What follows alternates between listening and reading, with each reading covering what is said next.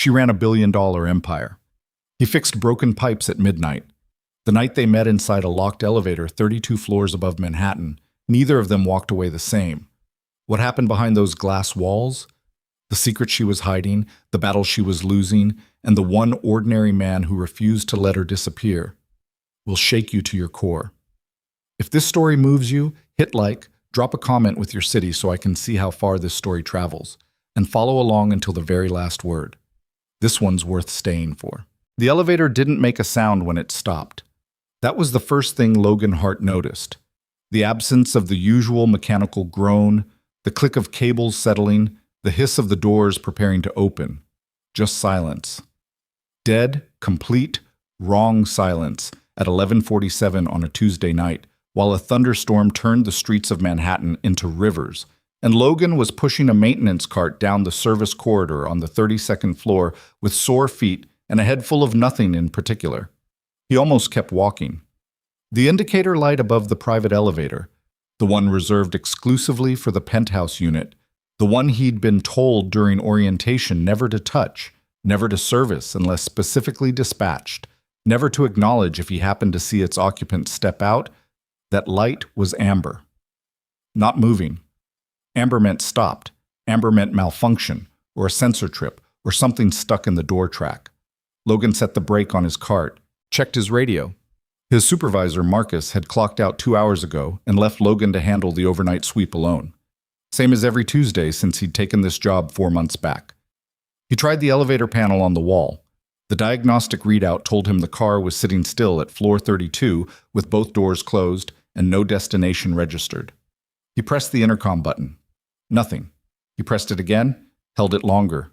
Still nothing. Logan stood there for a second, rain hammering against the window at the end of the corridor, and weighed the very simple choice in front of him. He could log it as a non-emergency sensor issue, leave a note for the morning crew, and finish his sweep. That was the correct professional response. That was what a person who wanted to keep a job paying $23 an hour with health benefits, the health benefits being the entire point, would do. He pulled out his maintenance key and opened the elevator panel. The car arrived in 11 seconds. The doors slid open. Aria Kensington was on the floor. She was on her side with her back against the mirrored wall, one knee drawn up, one arm stretched across the marble floor of the elevator like she'd reached for something and missed. Her jacket, charcoal gray, the kind that costs more than Logan's monthly rent, was twisted around her torso. Her phone was 6 inches from her fingertips. Her hair, dark brown and sharply cut, had fallen across her face. Logan was inside the elevator before he finished thinking about it. He crouched down and put 2 fingers to her neck. Pulse there, present, a little fast but steady. He could hear her breathing, shallow but rhythmic. Not a cardiac event. He scanned her face, her lips, the fine tension still holding in her jaw even in unconsciousness, and recognized the posture without being able to name it immediately, the way the body curls slightly inward when the lungs have been fighting. He'd seen it before. That was the thing. He'd seen it in a different room, on a different woman, and he'd been slower that time. "Hey," he said, not loud, firm. "Hey, can you hear me?" She didn't move. "My name's Logan. I work maintenance in this building. You're on the floor of your elevator. I'm going to check your airway, and then I'm going to call for help unless you tell me not to." He moved her hair back from her face. Up close, she looked younger than the photographs he'd seen in the lobby display case, the framed profile piece about the building's most notable resident that the property management company had put up, and that Logan had read once at 2 a.m. out of boredom. 30 years old. Founder and CEO of Kensington Systems, which apparently did something significant with enterprise cloud infrastructure, according to the article. The article had used the word visionary 4 times. Right now, she looked like someone who had been running very hard for a very long time and had simply stopped. Her eyes opened. They were dark, and for a moment they didn't focus on anything. Then they found him. He watched awareness come back in stages: confusion, location, situation, and then, sharply and unmistakably, alarm. She pushed herself upright against the mirror. It wasn't graceful. Her elbow slipped and she had to try twice, and Logan instinctively reached out to steady her arm, and she pulled away from his hand like he'd burned her. "Don't." Her voice came out rough. She cleared her throat. Don't touch me. Okay, Logan said. He sat back on his heels and gave her space. You were unconscious on the floor. I work maintenance. I'm not going to call anyone if you don't want me to, but I need to know you're all right before I leave. She stared at him. Taking inventory, he could tell. Reading the uniform, the cart visible through the open doors, the service key still in the wall panel. Processing. How long? She said. I don't know how long you were down before I got here. I called through the intercom twice and got no answer. Maybe 5 minutes total since I opened the panel. She closed her eyes briefly, pressed the back of her hand against her mouth. When she opened them again, something had shifted. The alarm was still there underneath, but she'd pulled a layer of composure over it the way you'd throw a drop cloth over something you didn't want people to see. This doesn't leave this elevator, she said. Logan looked at her. Can you stand? I asked you a question. I heard you. Can you stand or do you need help? A pause. Something moved across her face. Irritation, or maybe the recognition that he hadn't answered, which amounted to the same thing in her world, he suspected. I can stand, she said. She couldn't, quite, not on the first attempt.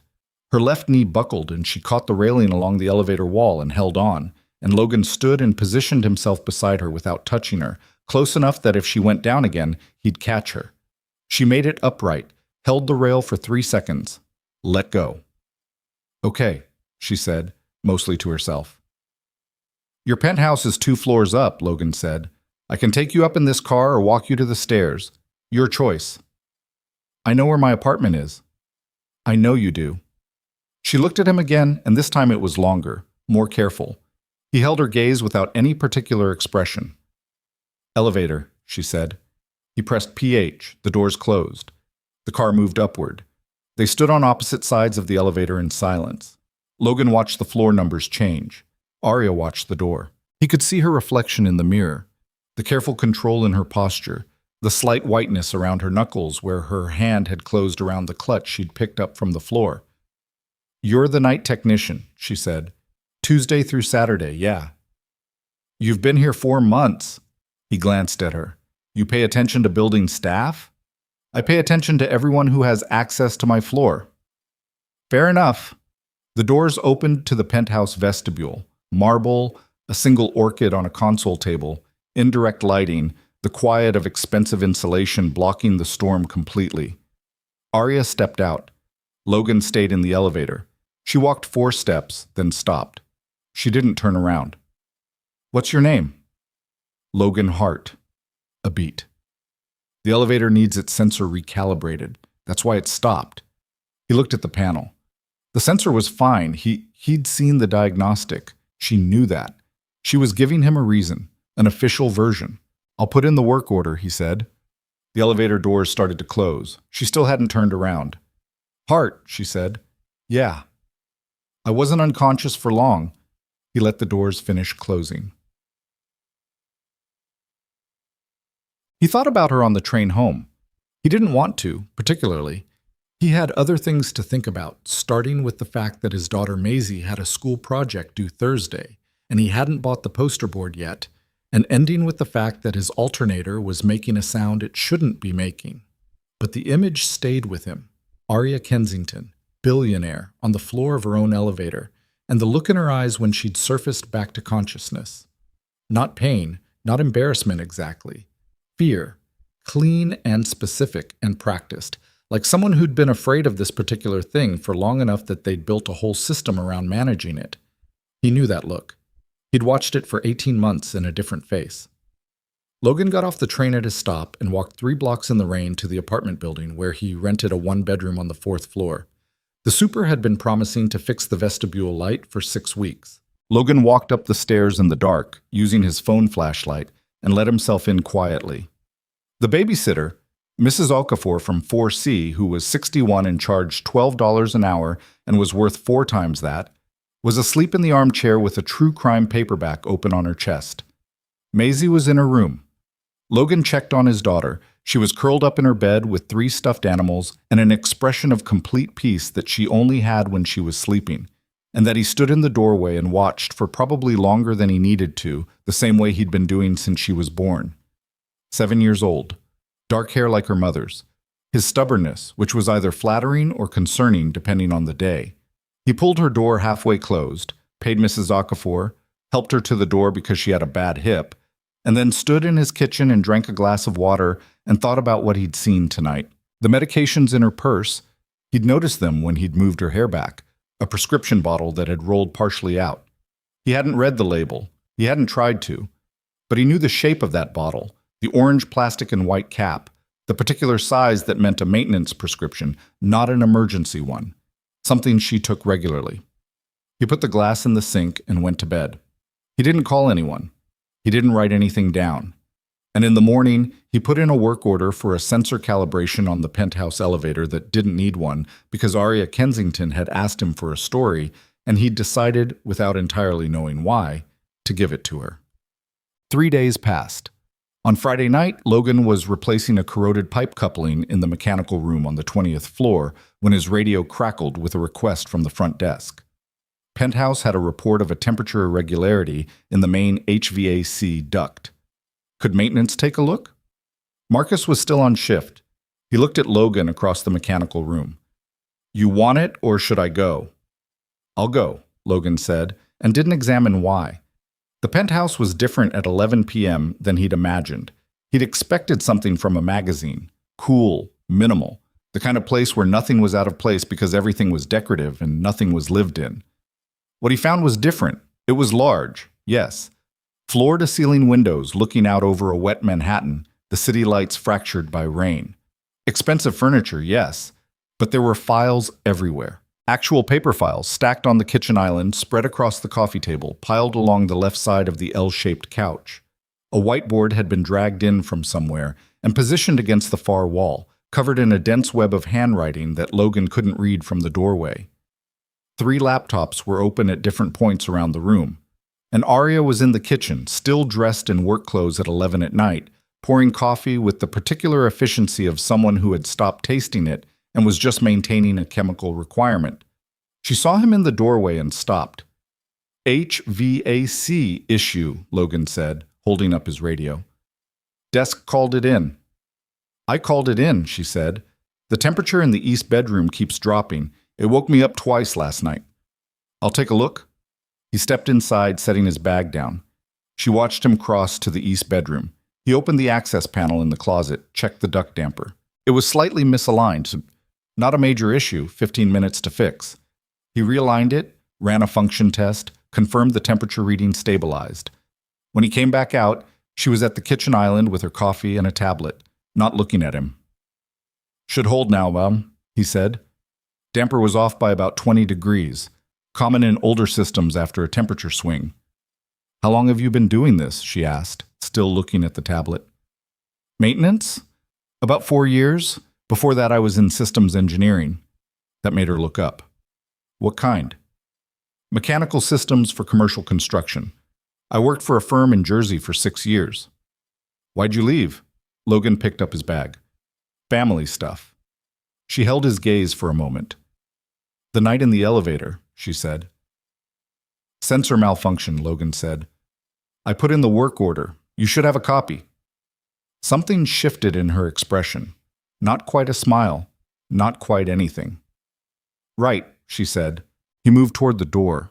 Stopped. Turned around once because there was something he wanted to say, and he generally regretted it when he didn't say things. "You should probably sleep," he said. "Whatever's in those files, it's going to look exactly the same tomorrow, and you'll read it better after 6 hours. She stared at him. "I'm not trying to be your doctor," he said. "I'm just telling you what I'd tell anyone." "You don't know anything about what I'm managing." "No," he agreed. "I don't." He left. In the elevator going down, he thought about the whiteboard. The names on it. Executive names, he thought, though he'd only seen it for a second. A web of connections with lines between them, the kind of diagram you made when you were trying to track something complicated, or when someone was coming for you and you were trying to figure out from which direction. The lobby display case had been updated. There was a new article, a printed copy of a financial news piece framed alongside the profile. Logan read it on his break at 2 in the morning. Kensington Systems faces board challenge over leadership direction. The article was 3 weeks old. It described a faction of board members. The piece named three: Gerald Marsh, Stephen Okafor, and Diane Pullman, who had reportedly raised concerns about strategic continuity and executive capacity and were calling for a special session. The article used the phrase hostile overture and noted that Marsh had recently acquired a significant additional stake in the company. Logan read it twice. Then he read the profile again. Aria Kensington had founded Kensington Systems at 22, had taken it public at 27, had grown it from a 4-person startup to a company with 800 employees, an valuation the article described as north of $4 billion. The profile called her relentlessly private and quoted a competitor who described her as the best systems thinker I've ever encountered and also impossible to read. Logan thought about her on the floor of the elevator, about the medications, about the whiteboard. He folded his brake wrapper into a square and put it in his pocket and went back to work. The following Tuesday, he was servicing a water heater on the 26th floor when he heard voices around the corner.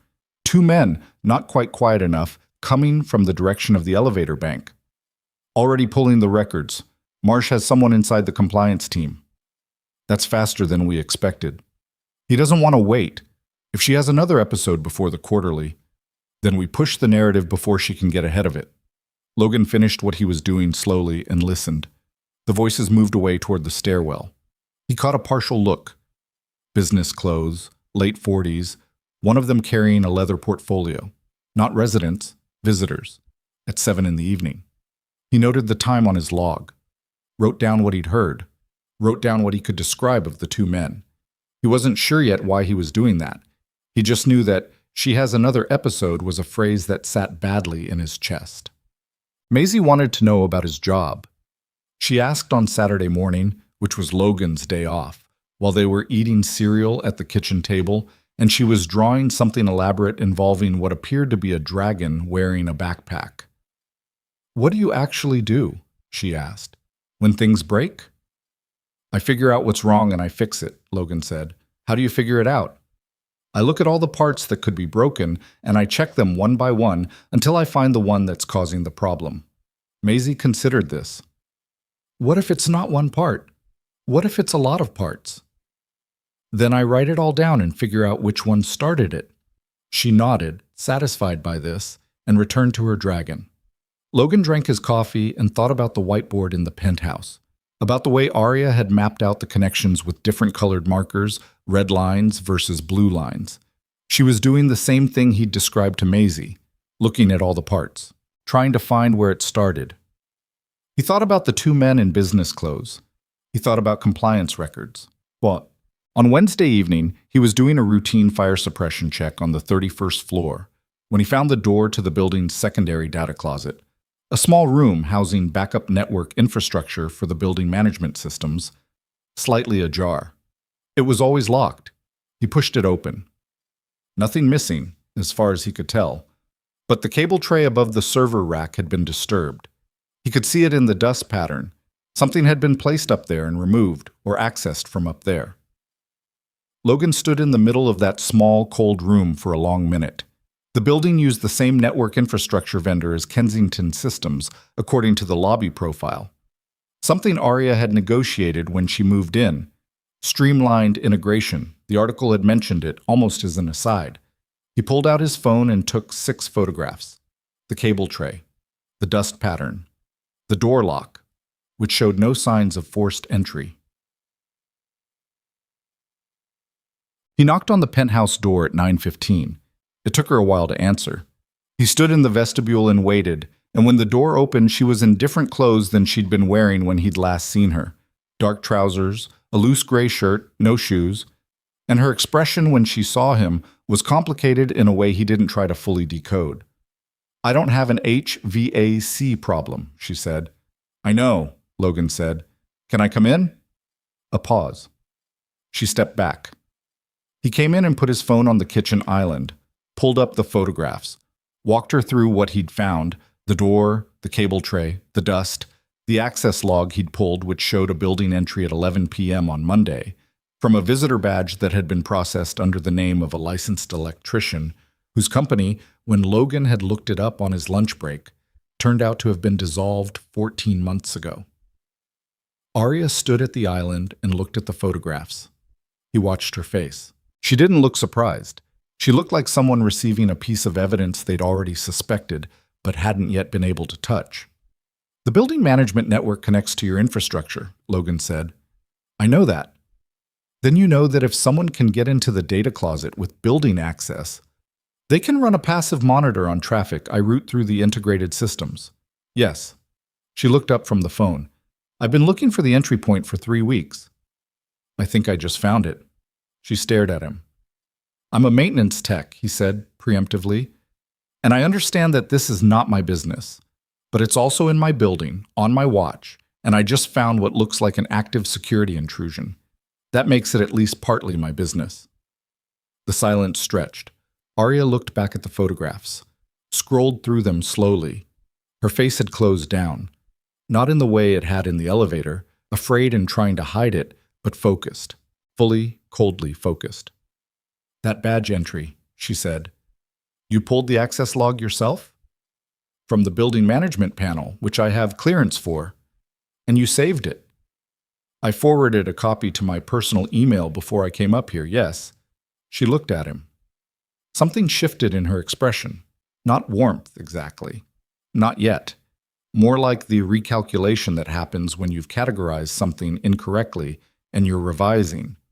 "Marsh is going to move in the next 2 weeks," she said, and it came out flat, almost automatic, like she'd said it to herself enough times that it had lost any dramatic weight.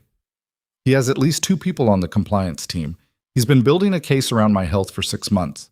If he gets access to my medical records through a monitored channel, is that possible?" Logan asked. "Would your medical information transit the building network?" "My personal health management application uses an API that syncs through the integrated connection 3 times a day." She pressed her lips together. "I set it up for convenience. I didn't think—" She stopped. "You didn't think someone would access the building's data infrastructure to get to it?" "No." Logan was quiet for a moment.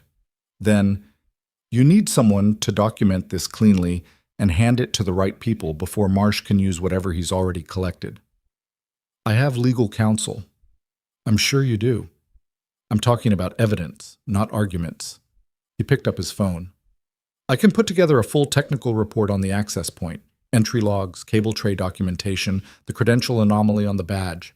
That's a paper trail a regulator can look at." She was very still. "Why are you doing this?" she asked. The question was direct, and she asked it like she actually wanted the answer, not like she was performing suspicion. Logan thought about how to answer honestly. "Because I've seen what happens when someone is going through something serious and the people around them only care about what they can use from it," he said.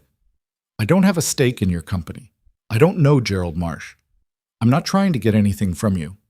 He paused. "And whatever you're dealing with medically is your business, but the fact that someone is planning to use it against you makes me angry." Arya looked at him for a long time. "Do you want coffee?" she said finally. "Sure." She moved to the kitchen and he followed, and she poured 2 cups in silence, and for a few minutes they stood on opposite sides of the island with the photographs between them and the storm still going outside the windows, and neither of them said anything. And it was the first time Logan had been in a room with another adult in a long time without feeling like he needed to fill the space. "The breathing thing," he said eventually, not pressing, just leaving it available. She wrapped both hands around her cup. "Reactive airway dysfunction, triggered by stress and certain environmental factors. I've had it for 3 years."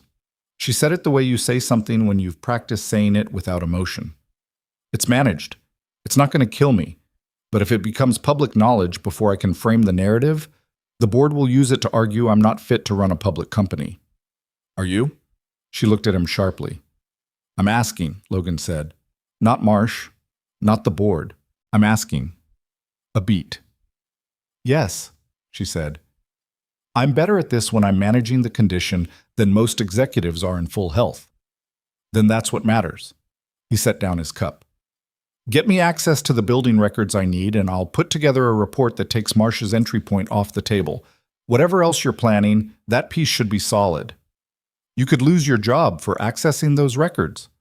I have clearance for the building management panel, Logan said. I checked before I came up here. For the first time, very briefly, something that was almost a smile crossed Arya Kensington's face. It didn't last long, but Logan noticed it. Leave me your number, she said. He wrote it on the notepad by her landline. She actually had a landline, which he found oddly reassuring, and picked up his bag. Logan, she said as he reached the door. He turned. The night in the elevator. She held his gaze steady, like this cost something. Thank you. A sensor malfunction, Logan said. I put in the work order. He took the elevator down to 32 and pushed his cart to the next item on his maintenance log, and the rain kept hitting the windows. And somewhere above him, Arya Kensington stood in her penthouse with 2 cups of coffee cooling on the island, surrounded by files, and for the first time in 3 weeks, did not feel entirely alone. He told Maisie almost nothing about his days.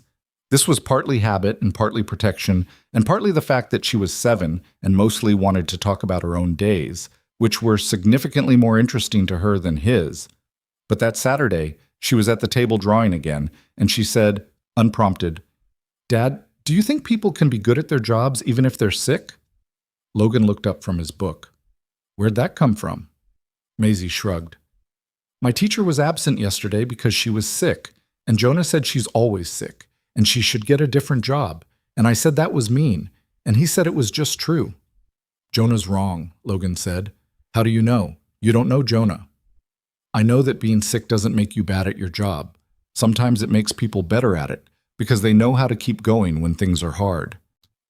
Maisie thought about this with the particular gravity that 7-year-olds apply to ethical questions when they've decided to take them seriously.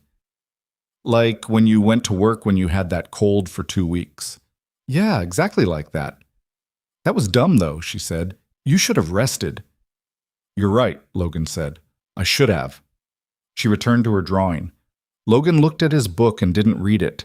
He thought about a woman on the floor of an elevator and the way she'd pulled herself upright on the second try, and how that had looked, from where he was sitting, exactly like what he'd told Maisie. Someone who knew how to keep going when things were hard. The question was whether the people trying to stop her were going to learn that before it was too late. He picked up his phone and looked at the notes he'd made over the past 2 weeks. The voices on the 26th floor, the data closet, the badge access, the dissolved company, the compliance team connection Arya had mentioned. He opened a new document and started writing. He had work to do. The report took Logan 11 days to finish. Not because the technical documentation was complicated. He'd written systems reports for 6 years in his previous life, and the format came back to him the way old muscle memory does. A little stiff at first and then suddenly fluid. But because he was doing it in pieces between shifts, on his phone, on the train, and on his laptop at the kitchen table, after Maisie was in bed. He didn't rush it. Rushed reports had gaps, and gaps were what people like Gerald Marsh lived inside. He cross-referenced the badge entry logs against the building's vendor credentialing system. The dissolved company, Harwick Electrical Solutions LLC, registered in Delaware, last filed a tax return 26 months ago, had been listed as an approved contractor in the building system for 3 years. Someone had added it, someone with administrative access to the building management database, which narrowed the field considerably. Logan pulled the admin access log for that entry, found a timestamp from 14 months ago and a user credential that belonged to a facilities coordinator who had left the company 8 months back. He wrote all of it down. Dates, credential IDs, access timestamps, cable tray photographs with metadata intact. He cross-referenced the Monday intrusion with Kensington Systems' public investor call schedule. Arya had an earnings preview call that Wednesday, which meant her health application would have synced at least twice in the 12 hours prior, which meant whoever accessed that infrastructure on Monday night had the timing exactly right. This wasn't opportunistic. This was planned and patient, and it had been running for a while. He sent the completed report to Arya at 11:40 on a Thursday night with a short message. Full technical documentation attached, entry point identified, credential chain documented, timing correlation noted. Your call on what to do with it. Her response came back in 4 minutes. Can you come up? He was already in the building, finishing his shift. He went up. She'd cleared the coffee table. Files were still everywhere else. The apartment had the permanent look of a war room that someone was also trying to sleep in. But the table was clear, and she had his report open on her laptop and a second laptop beside it with what looked like internal company records pulled up. "Sit down," she said, and it came out less like an invitation and more like she'd forgotten for a moment that she was in her own home talking to someone she'd known for under 3 weeks. Logan sat. "This credential change," she said, turning the laptop toward him and pointing at the screen. "The facilities coordinator, Marcus Del Rey." "He left the building management company 8 months ago," Logan said. "I know where he went." She turned the second laptop. "He's currently contracted to a consulting firm that Gerald Marsh has used for 3 separate projects in the past 2 years, Data Systems Consulting." Logan looked at the screen. "So Marsh seeded the credential before Del Rey left. 14 months ago, which is—" She stopped, pressed her fingers against the edge of the table for a second. "Which is 1 month after I turned down his proposal to restructure the board's oversight committee. He wanted rotating executive review authority. I said no." "He started building the access point 1 month after you said no," Logan said. "He's been preparing this for over a year." She said it quietly, like she was still finishing the calculation. "I knew he was moving. I didn't know how far back it started." The room was quiet except for the sound of the city 32 floors below. Logan looked at the 2 laptops, the evidence laid out between them. "This is enough to take to a securities attorney," he said. "The credential chain connects Marsh to unauthorized infrastructure access. If he's been monitoring your health data through that channel, that's potentially HIPAA territory on top of the securities implications." "My attorneys have been telling me to be patient," Arya said. "With respect, your attorneys aren't the ones whose medical information is sitting in someone else's hands." She looked at him. "No," she said, "they're not." She stood up and went to the kitchen and came back with 2 glasses of water and set one in front of him without asking. It struck him as an unconscious gesture, the kind of thing you did when you were used to being alone and had recently become less alone and hadn't fully registered the adjustment yet. "Tell me something," she said, sitting back down. "You worked in mechanical systems engineering. Good firm, you said." "Decent firm." "Why maintenance?" "Not judgment. I'm genuinely asking." Logan picked up the glass of water. "My wife got sick when Maisie was 18 months old. Ovarian cancer, stage 3. I took leave to handle things at home. The firm held my position for 6 months and then, politely, didn't." He said it without particular weight. It was just the sequence of events. "She died when Maisie was 3. I needed something with stable hours, health benefits, and shift flexibility for pickup and drop-off. Night maintenance fit." Arya was watching him with an expression that wasn't quite pity. Pity had a kind of distance in it, but something more adjacent to it, like she was recalculating again. "I'm sorry," she said. 3.5 years ago, Logan said. "We manage." "That's why you—" She stopped. "That's why I recognized what I was looking at in the elevator," he finished. "Yeah." She set her glass down, looked at the table. When she spoke again, her voice was a half-degree different, still controlled, but with something underneath it that he hadn't heard before. "The condition started 2 years after I founded the company," she said. "I was 24. I thought it was stress. My doctor thought it was stress. We managed it as stress for 8 months before someone ran the right panel and figured out what it actually was. By then, I'd already had 3 episodes." She paused. "I learned very quickly that the wrong people knowing about it changed how they treated me. Not with concern, with—" She searched for the word. "Calculation." "They started looking for the angle," Logan said. "Yes. Marsh. Marsh has been building a case for 6 months that my health makes me a liability. The legal argument is capacity, whether the board can demonstrate that my condition affects my executive judgment." She said this with a flat, clinical precision that told him she'd gone over it enough times that the emotion had been worn smooth, the way a stone gets smooth in a river. "It's a bad faith argument with a factual veneer. But if he can get my medical records into the public sphere before I control the framing, the stock moves before anyone reads the fine print. And by the time the fine print gets read, the damage is done," Logan said. "Investor psychology doesn't wait for nuance." Logan thought for a moment. Your earnings preview is next Wednesday. Yes? If Marsh is moving on your data, he'll want to time the release for maximum impact. Before the call, so the call becomes damage control instead of good news. Arya nodded slowly. I've been thinking the same thing. Then we have about a week. He tapped the edge of his report. This goes to your attorneys tomorrow, not next week. She looked at him. You said your call.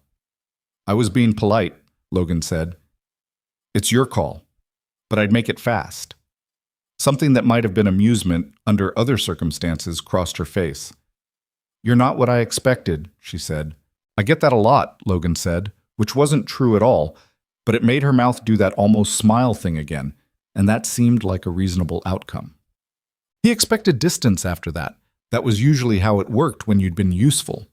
People took what they needed, expressed appropriate gratitude, and then the dynamic reset to whatever it had been before. He'd learned not to take it personally. But Arya Kensington apparently didn't operate on the usual schedule.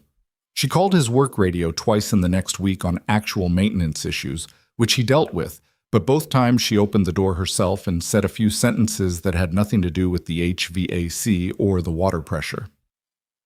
On Thursday, she asked what Maisie was studying in school. On Saturday, she was in the lobby when he clocked in, not waiting for him specifically, as far as he could tell, getting a package from the concierge. And she stopped and asked if the attorneys had been responsive. They had.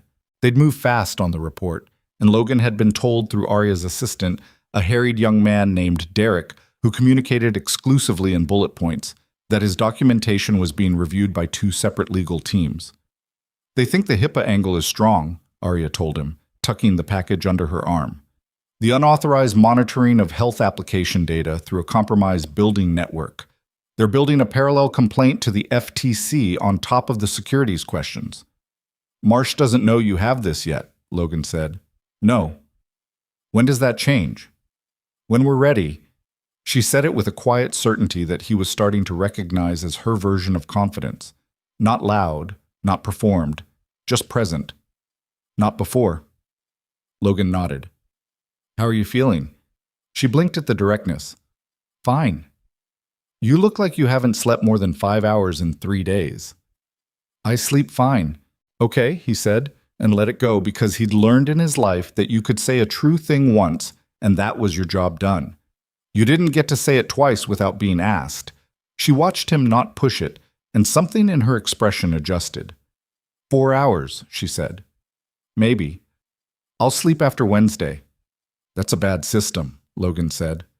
I know, she said, and walked toward the elevator, and he could hear in the 2 words that she genuinely knew it and was doing it anyway, which was the most human thing she'd done in his presence yet. The Saturday before the Wednesday call, Logan took Maisie to the building. He didn't make a habit of this. He kept work and home separated the way you kept medications on a high shelf, not because anything bad would necessarily happen, but because the structure mattered. But it was an unusual Saturday. Mrs. Okafor was visiting her daughter in New Jersey. The backup sitter had a conflict, and Logan had to stop in for 2 hours to handle a pump issue in the mechanical room that couldn't wait until Tuesday. He brought Maisie and set her up in the building's small staff lounge with her sketchbook and a sandwich and instructions not to wander. She wandered in 40 minutes. He found her in the lobby, sitting cross-legged on a bench with her sketchbook open on her knees, drawing the orchid arrangement on the concierge desk. The concierge, a patient woman named Sandra, who had 2 grandkids, was leaning over her shoulder saying things like, "That petal's very good."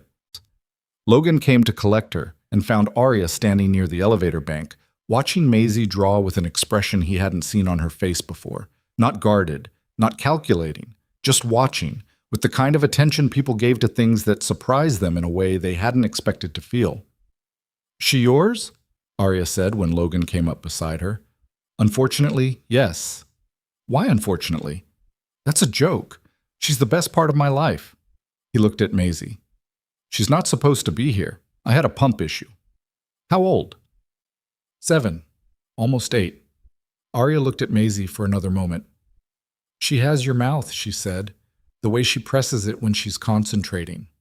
Logan glanced at her, slightly thrown. "You've only seen me for—" "I pay attention," she said simply. Maisie looked up then and saw Logan and showed no guilt whatsoever about having wandered. "Dad, look! I'm drawing the flowers." She held up the sketchbook. Sandra said the flower is called a phalaenopsis. "Phalaenopsis," Arya said. "She's right." Maisie looked at Arya with the straightforward evaluation of a child who hasn't yet learned to pretend not to stare. "Are you from upstairs?" "I live here, yes." "Do you know my dad?" "We've met." "He fixes things," Maisie said with some authority. "When things break, he figures out which part is wrong." "I know," Arya said. "He's good at it." Maisie accepted this with a nod, as if it confirmed something she'd already established, and returned to her drawing. Logan looked at Arya. She was looking at Maisie still, and her face had an expression he didn't have a word for. Something between stillness and something that was almost grief, except softer than grief. Like she was looking at a version of ordinary life that had been outside her frame of reference for so long, she'd almost forgotten what it looked like. "She's wonderful," Arya said quietly. Not for Maisie to hear, just a statement. "Yeah," Logan said, "she is." They stood there for a moment, 3 feet apart, watching a 7-year-old draw an orchid in a hotel lobby while Sandra spelled out Latin botanical names, and the afternoon light came through the lobby windows at a low angle and made the marble floor look almost warm. It was the first time Logan had stood next to Arya Kensington and felt something shift. Not toward her exactly. Or not only toward her, more like something that had been locked in a particular position for a long time becoming, very slightly, less locked. He noticed it, the way you notice a change in temperature, and then he picked up his bag. "I should get her home," he said. "Of course." Arya stepped back. "Wednesday," he said. "Wednesday," she confirmed. He went to collect Maisie, who protested leaving the orchid before she'd finished the stem, and he waited while she finished the stem, and when he glanced back, Arya was gone. He found out about the executive meeting on Monday by accident. He was on the 29th floor servicing a junction box when he overheard Derek, Arya's assistant, in the corridor speaking in a low, fast voice into his phone. Logan didn't catch all of it. What he caught was, they moved the board session up to Tuesday, and she doesn't know yet, and Marsh asked for the amended agenda this morning.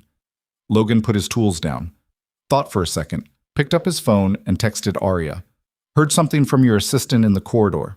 Accident, not intentional. Board session moved to Tuesday. Don't know if you knew." Her response came back in 90 seconds. "I didn't." "How certain?" "Fairly. He was on the phone saying you didn't know yet." A longer pause. "Can you come up tonight?" He did. He came up at 9:30 after his shift, and the war room configuration of the penthouse had intensified. The whiteboard had new connections on it, drawn in red, and Derek was there in person, sitting at the kitchen island with a laptop, looking like he'd been awake for 36 hours and was running on the fumes of professional obligation. "They moved it to avoid my counsel's preparation window," Arya said when Logan came in. She was standing at the whiteboard. "Standard Marsh. He's done this before in smaller contexts. Change the conditions fast enough that the other side is reactive instead of prepared." "Does your legal team know?"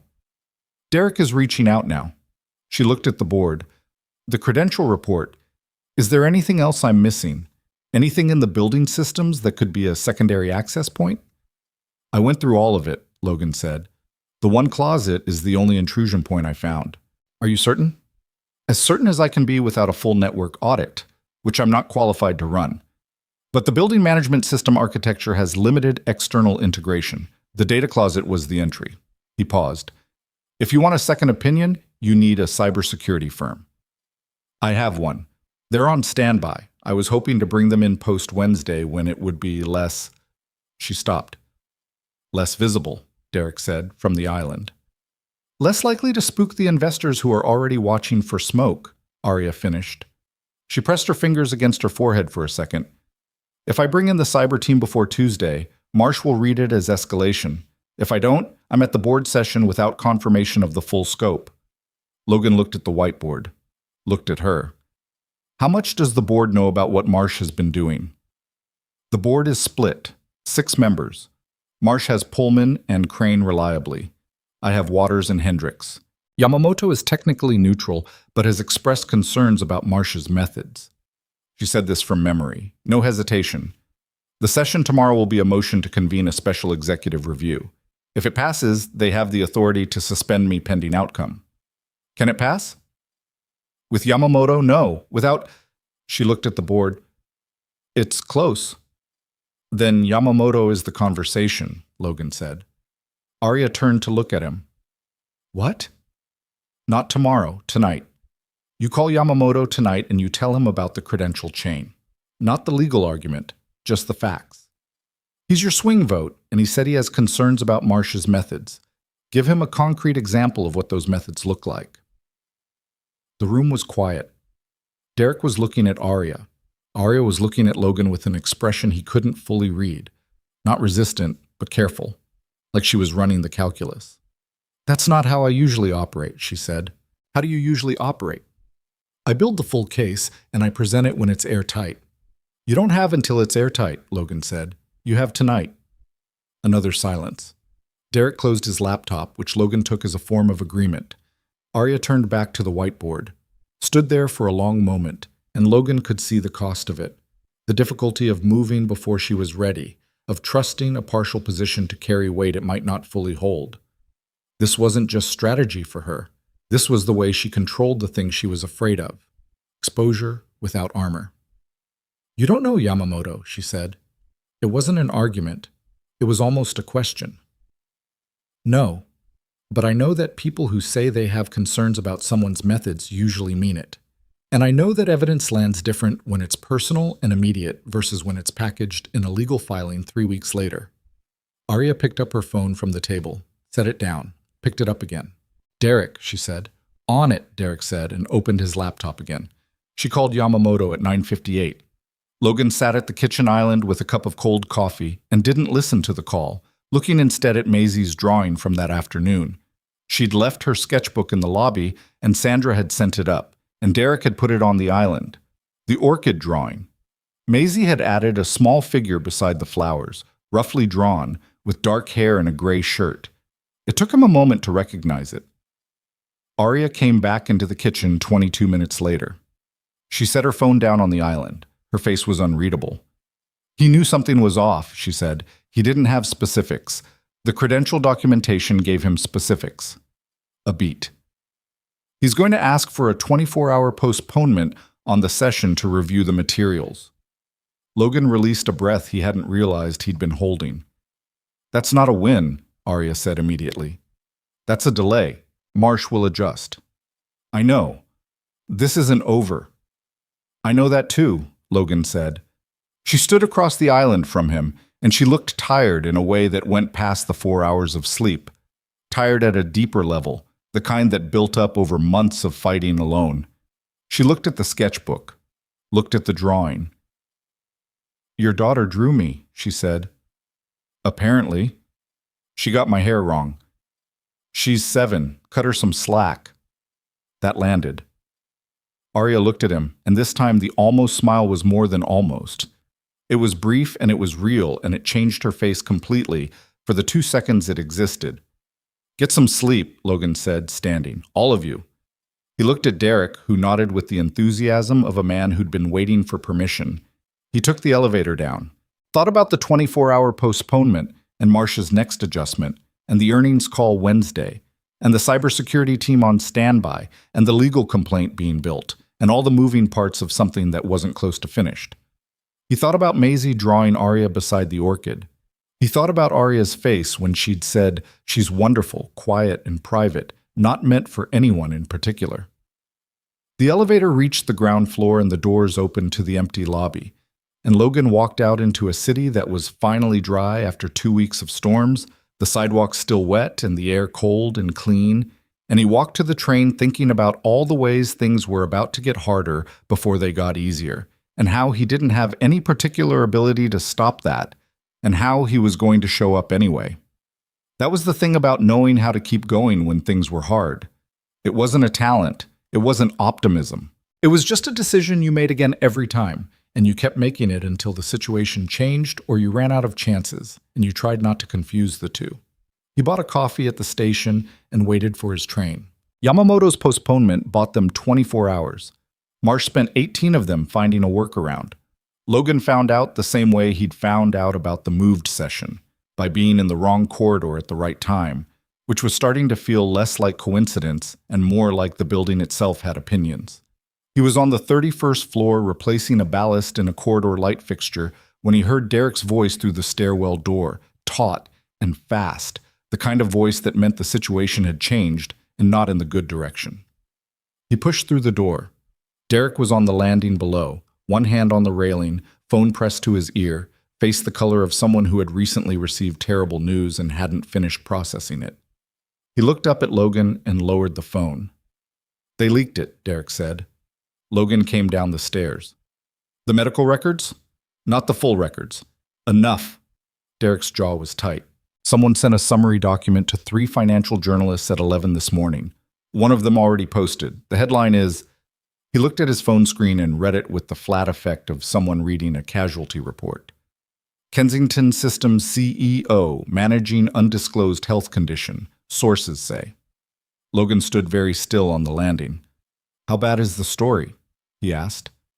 "It's vague enough to be legal and specific enough to do damage. They have her diagnosis category. They don't have treatment details, but they have enough to make the question mark as big as Marsh needs it to be." Derek pressed his hand over his mouth for a second. "Trading opened 40 minutes ago. She's down 11%. "Does she know?" "She's known for about 20 minutes. She's..." He stopped. "You should go up." Logan went up. The penthouse was quiet, in the way that meant something was being very carefully held together. Arya was at the windows. Not at the whiteboard, not at the laptops, at the windows, standing with her back to the room, looking out at a Manhattan that was moving forward on a perfectly ordinary Tuesday morning with no particular awareness that it had just handed someone a very specific kind of defeat. Logan set his bag down near the door. "Arya." She didn't turn around. "I know what you're going to say." "You probably don't." She turned then. Her face was composed in the way that required active maintenance. He could see the effort in the set of her jaw, the careful stillness around her eyes. She was holding it all in her hands like something fragile that she refused to drop in front of anyone. "It's done," she said. "Whatever he released, he released. We can't unpublish it." "No, we can't. The call is tomorrow. I'm going to have an analyst call asking about my health before 9 a.m., and the call itself will have 20 minutes of questions about whether I'm fit to..." She stopped, breathed. "They're going to ask me if I'm fit to lead my own company. And what are you going to tell them?" "The truth, obviously." Her voice had an edge. "That I've been managing the condition successfully for years and it doesn't affect my executive capacity. Which is true. Which doesn't matter because the story isn't about truth, it's about doubt, and they've already planted enough." "Arya." He said it the same way he'd said it when he first came in. Level, not soft. "Stop." She looked at him. "You can be angry in a minute," he said. "Right now I need you to tell me exactly what was in the document they sent." She crossed to the kitchen island and picked up her tablet. Read him the summary. It was, as Derek had described, vague enough and specific enough. It named the condition category, referenced multiple documented episodes, and quoted an anonymous source described only as a person familiar with the executive's medical history and its potential impact on operations. "That last part," Logan said, "a person familiar with the executive's medical history and its potential impact on operations. That's not a doctor. That's someone inside the company who's been watching you." "I know who it is," Arya said. She set the tablet down. Her hands, he noticed, were very steady. "Pullman. She was in the building 6 months ago when I had an episode in my office. My assistant at the time, I had a different assistant, she told me afterward that Pullman had asked pointed questions. I should have addressed it then." "You couldn't have known she'd go this far." "I should have known." She said it with a clean precision that wasn't self-pity, but wasn't quite fair to herself either.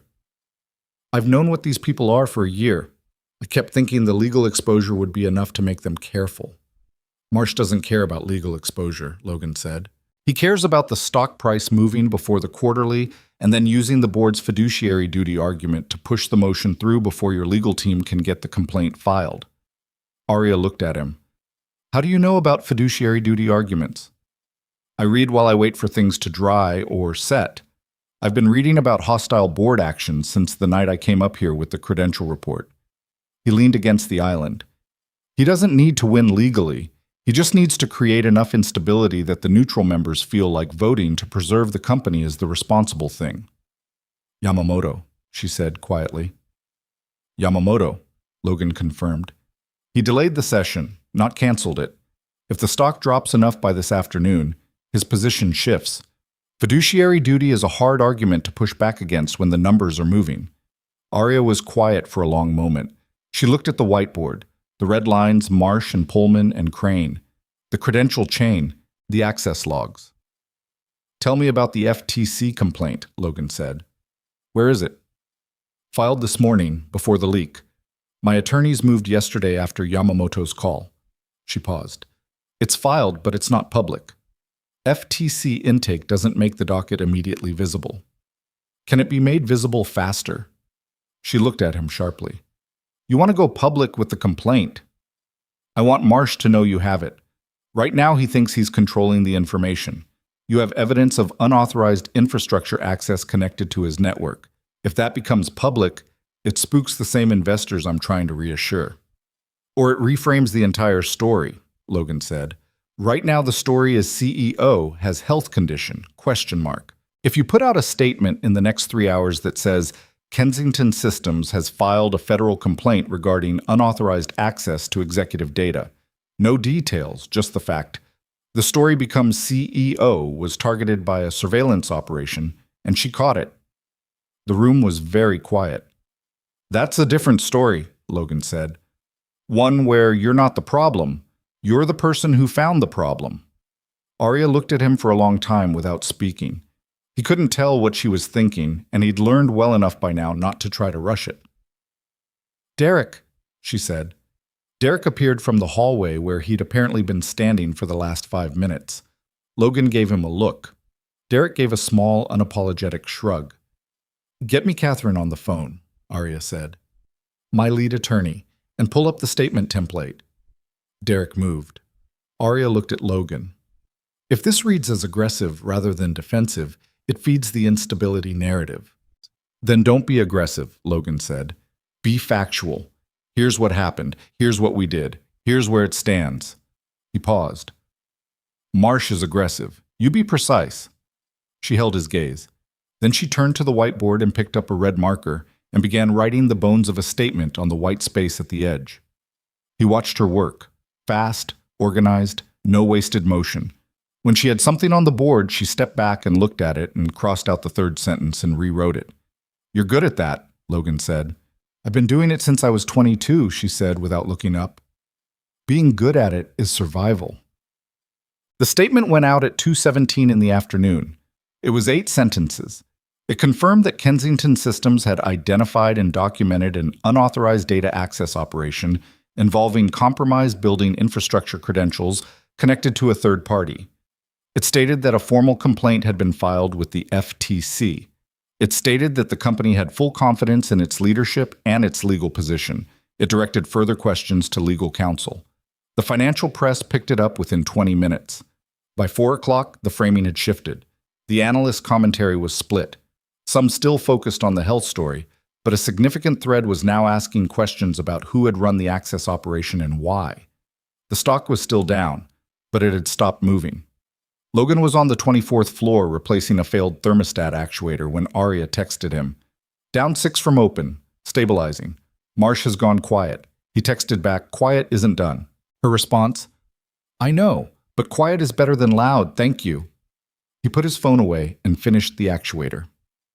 The board session happened the following morning, Wednesday, 2 hours before the earnings call. Logan wasn't there, obviously. He was at home with Maisie, who had a half day from school and wanted to make pancakes. He made pancakes and let her flip 2 of them, which she managed without incident, and then he cleaned up the third one that had gone sideways and hit the cabinet above the stove, and they ate at the kitchen table with the news on in the background. His phone was face up on the table. He wasn't staring at it. He was paying attention to Maisie, who was explaining the plot of something her friend had told her about, some show involving animated animals with emotional problems, which apparently was very compelling. The red one is angry all the time, Maisie said, but it's not because he's mean, it's because he doesn't know how to say he's scared. That's a pretty sophisticated theme, Logan said. It's for kids, Maisie said, with the mild condescension of someone who found adults consistently underestimating children. Logan's phone buzzed. He glanced at it. Derek. Yamamoto voted with us. Motion failed 4-2, session closed. Logan set the phone back down. Everything okay? Maisie asked. Yeah, Logan said. Everything's okay. You did the face. What face? The one where something happened, but you're not going to tell me about it. She pointed her fork at him. I know that face, Dad. Eat your pancakes, Logan said. She ate her pancakes. He looked at the table and thought about Arya in that board session 2 miles away, and Yamamoto sitting across from Marsh with the credential documentation in front of him, and the particular quiet of emotion that doesn't pass, and what that silence must feel like after a year of having someone build a case against you. He hoped she'd eaten breakfast.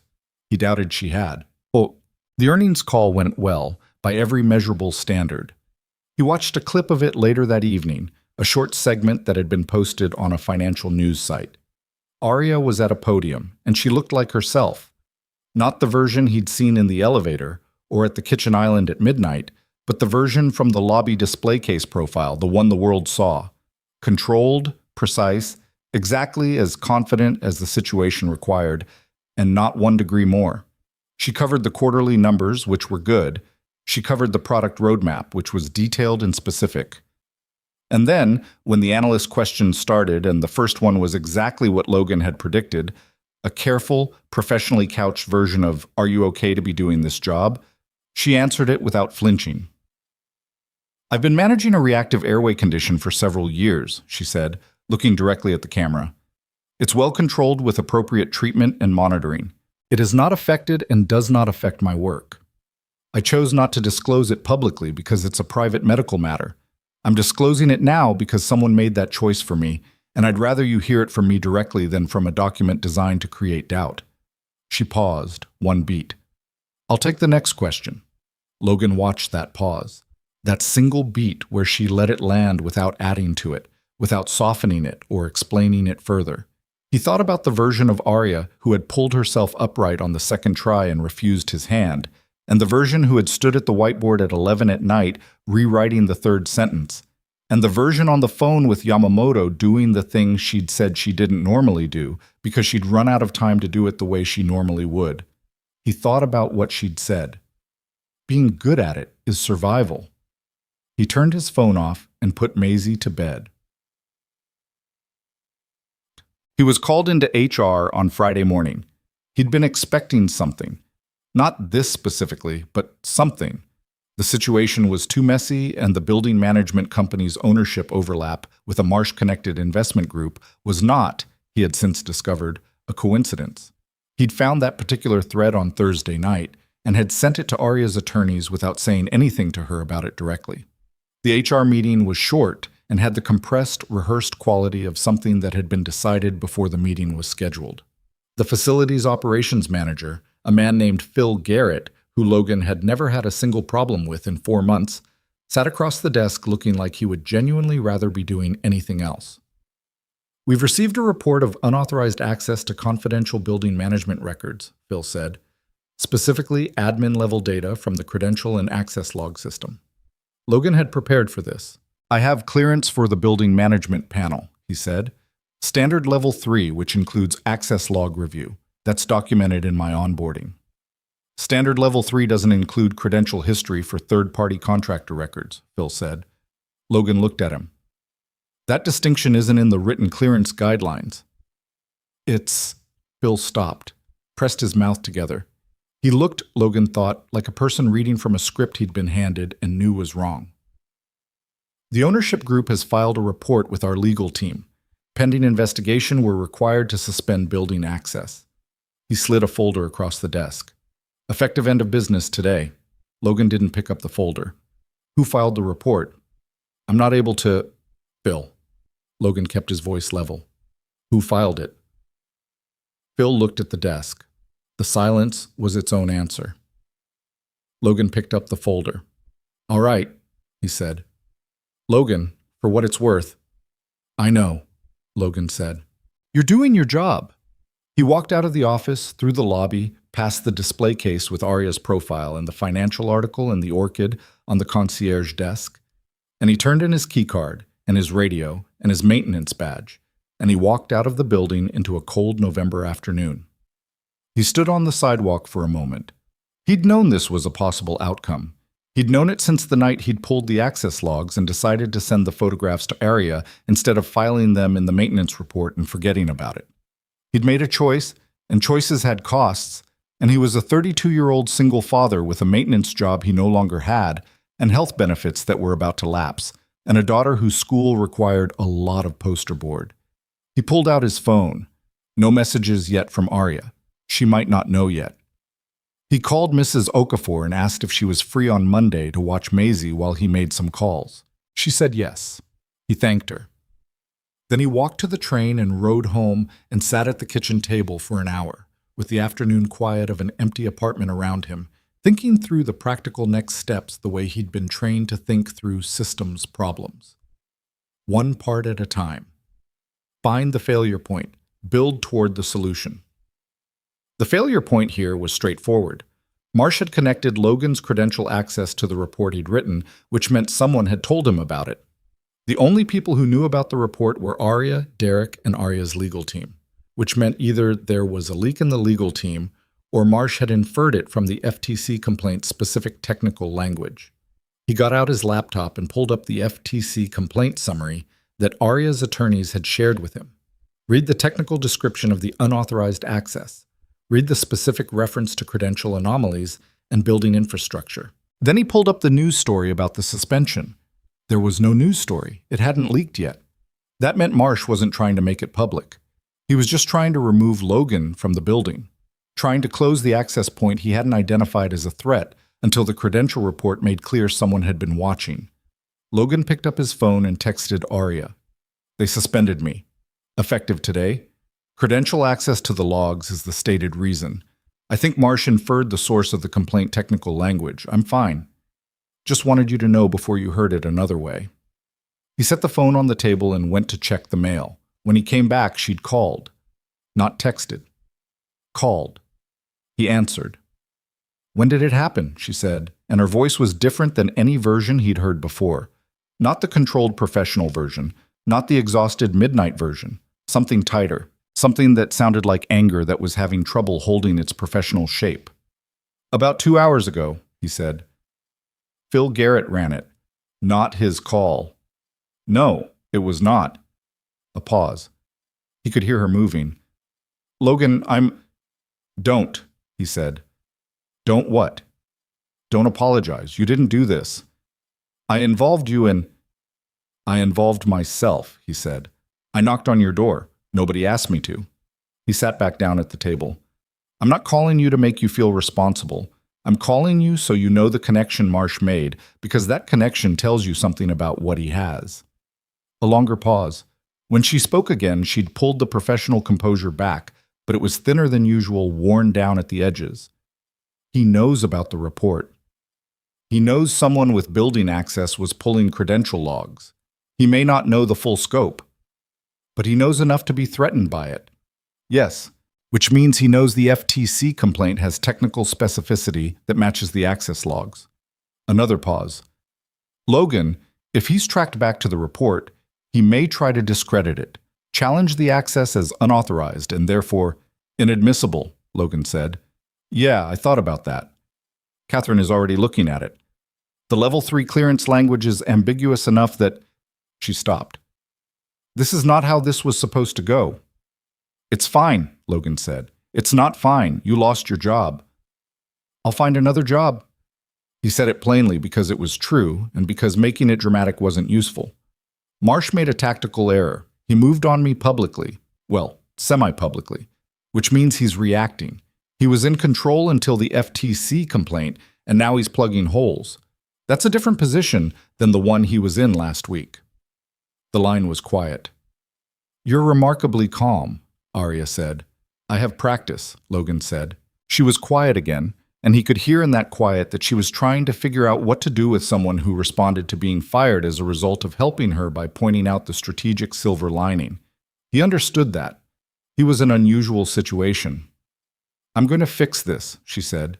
"The job, the clearance issue, all of it." "You don't need to." "I know I don't need to," she said, and there was something in her voice that was different from the calculation he'd heard before. "I want to." He didn't argue with that. He let it stand the way you let a true thing stand. "How's Maisie?" Arya asked, and it surprised him. The shift in topic, the directness of it. "She's at school," Logan said. "She doesn't know yet." "What will you tell her?" "That I'm between jobs and I'll have a new one soon, and in the meantime we have a little more time together in the mornings." He paused. "Which is actually true." A quiet beat, and then something happened in Arya's voice. Something gave slightly, like a door that's been held shut with effort, and then, for just a moment, isn't. "She drew me beside the orchid," she said. Quiet, almost to herself. "She did. She stopped. "I keep thinking about that." Logan didn't fill the silence. He just let it be. "I'll call you tonight," Arya said, coming back to herself. "After I've spoken to Catherine." "Okay." "Logan," a pause. "I mean it. Thank you." "You said that already." "I know," she said. "I'll say it again. Some things deserve saying more than once." He didn't have an answer for that. She hung up, and he set the phone on the table and sat in his quiet apartment in the middle of a Friday afternoon. And outside the window, the city was doing what it always did, moving forward, indifferent, enormous. And Logan Hart sat in the middle of it and felt, strange as it was, that he was exactly where he was supposed to be. He pulled out a notepad, started writing down every technical detail he could remember about the credential chain, the access logs, the cable tray, all of it. Every date, every timestamp, every entry.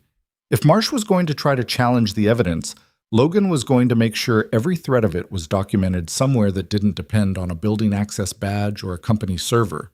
He wrote for 2 hours. He was still writing when Maisie came home. She dumped her backpack at the door and came to the kitchen and looked at him at the table with the notepad and said, with devastating accuracy, "You did the face again." "What face?" "The one that means something big happened." She pulled out a chair and sat down across from him. "Did something break?" Logan put down his pen, looked at his daughter. Her dark hair was half out of its ponytail, and she had a marker stain on her left hand, and she was watching him with the particular gravity she deployed when she'd decided something mattered. "Yeah," he said, "something broke, but I'm working on fixing it." She absorbed this, nodded slowly, the way she did when she was deciding how much she believed you. "Is the lady from the building okay?" Maisie asked. Logan blinked. "What lady?" "The one I drew, with the flowers." Maisie picked up his pen and turned it in her fingers. "She looked like she was trying really hard when I saw her. I've seen you look like that. It means someone has a lot on their mind." She set the pen down. "Is she okay?" Logan looked at his daughter for a long moment. "She's fighting for something important," he said. Maisie thought about this. "Is she going to win?" "I think so," Logan said. "She's pretty good at not stopping." Maisie nodded, satisfied with this, and got up to get a snack. Logan watched her go, and then he looked back at his notepad, at the careful rows of dates and access codes and technical details that were, in their own way, a kind of armor. He picked up his pen. He kept writing. Catherine Reyes had been a securities attorney for 19 years, and Logan could tell within the first 4 minutes of their call that she was the kind of person who didn't waste words on things she wasn't certain about. "The credential access argument is defensible," she said, "but it's going to require a deposition. They'll challenge your clearance classification and will counter with the written policy ambiguity. That takes time." "How much time?" Arya asked. She was on the same call, on speaker from the penthouse. Logan was at his kitchen table with Maisie at school, and 3 days of notes spread in front of him. 3 to 5 weeks before the access question is formally resolved, possibly longer if they push for a full discovery process. "Marsh moves in less than 3 weeks, Arya said. "He's not going to wait for the FTC intake to process." "No," Catherine agreed. "He's not. which is why I want to talk about the financial manipulation angle separately. A pause, the rustling of papers. Logan, in your notes you referenced overhearing a conversation on the 26th floor. Two men, business clothes, references to compliance records, and a narrative push before the quarterly. That's right, Logan said. You wrote down a description of the men. Partial. Age range, one of them had a leather portfolio, both in business attire. I didn't see faces clearly. One of them may have been a consultant named Russell Haig. He works for a data advisory firm that's done 3 contracts for Marsh-connected entities in the past 2 years. He was in the building that evening. The visitor log shows a badge issued to his firm. Catherine's voice didn't change register when she said it, which somehow made it land harder. If Haig was in the building coordinating the data access operation and your description matches him, we have a direct connection between Marsh's network and the physical intrusion.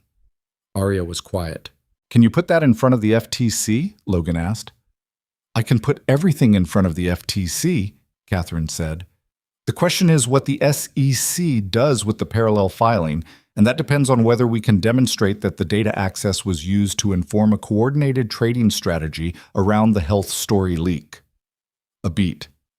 If Marsh or his associates held put options on Kensington Systems stock before the leak, and given the timing and the 11% drop, I think that's a question worth asking. Then we're not talking about a hostile board action anymore. We're talking about securities fraud. The kitchen was very quiet. That's a different category, Arya said slowly. Significantly, Catherine said, and it changes his exposure entirely. Logan looked at his notes, thought about the Tuesday evening visitor badge, the dissolved company, the cable tray, the timing of the stock movement. He thought about the kind of planning that required 14 months of setup, a compromised credential, a data advisory consultant walking into a building with a legitimate badge to run a monitoring operation. That wasn't reactive. That was someone who had made a decision a long time ago and had been patient about executing it. He needs the money, Logan said. Both women paused. What? Arya said. Marsh. You said he acquired additional stakes 6 months ago, right after you declined the oversight proposal. But acquiring additional stake means he spent money he was betting on getting back through a value shift. If the stock moved the way he planned, you're removed, investor confidence drops, he buys your instability. That's not just about control. That's a financial play. A longer pause from Catherine. That's consistent with what we've been looking at in his entity filings. One of his holding structures took on significant leverage in the past year. He's not just trying to take your company, Logan said. He's trying to pay down debt with it. The line was quiet for a moment. Outside Logan's window, a bus went by. Maisie's school project, a papier-mâché solar system, half finished, sat on the counter drying. Normal Tuesday morning things around a conversation that wasn't. Okay, Arya said, and her voice had shifted into the register Logan recognized as decision-making mode, quieter than her regular voice, more precise. Catherine, what do we need from the trading records? A subpoena, which we can get through the SEC inquiry if they open a formal investigation. To get there, I need to demonstrate reasonable basis to investigate. Logan's notes, the credential chain, the timing correlation, and the Hague visitor log together give me that reasonable basis. A pause. I want to file the expanded complaint by end of week. Do it, Arya said. There's a risk. Filing the expanded complaint escalates the conflict publicly. Marsh will know you're going after him personally, not just defending the access question. He fired my maintenance tech, Arya said flatly. He already knows. Logan noted that she said my maintenance tech and decided not to examine it. I'll have the draft to you by Thursday, Catherine said. And Logan, your deposition prep. Can you be available Friday morning? Yes, Logan said. The call ended. The kitchen was quiet again. Logan's phone buzzed 30 seconds later. Arya, texting instead of calling this time. Securities fraud, if Catherine's right about the options. He texted back, changes everything. Her response came fast. Yes. It does. Are you okay? He looked at the text for a second. She asked that question differently now than she would have 3 weeks ago. less like a check-in and more like she actually needed to know. "I'm fine," he wrote. "Maisie wants to know if you like papier-mâché because she's making the solar system and she says Saturn needs more people to appreciate it." A longer pause than he expected. Then, "Tell her Saturn is underrated and I fully support her project." Logan smiled at his phone, texted back to Maisie's unofficial fan club of one, and went back to his notes.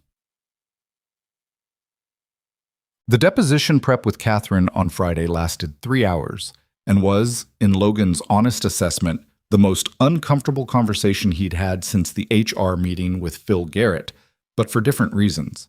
Catherine was thorough in the way that assumed the other side would be worse than thorough, and she walked him through every possible challenge to his credential access argument until he could answer each one without hesitation, cleanly and on the record.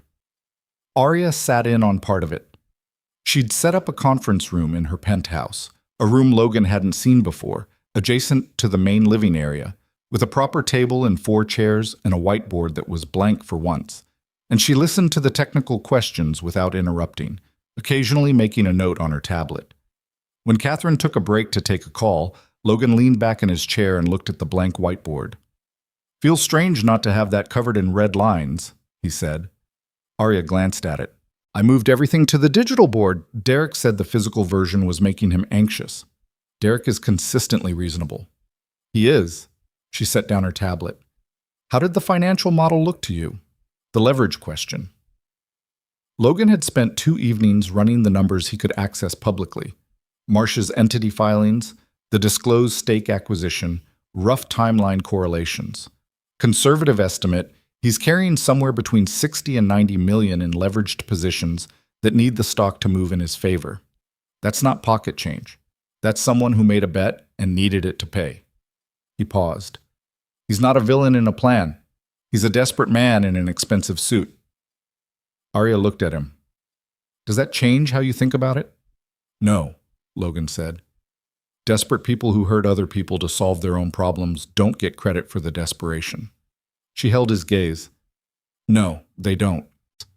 Catherine came back and the prep session resumed, and Logan gave his account of the cable tray, the badge entry, the conversation on the 26th floor, the dissolve company credential chain, all of it in the flat, precise language of someone who'd been trained to document systems failures and had applied that same discipline to documenting a different kind of failure entirely.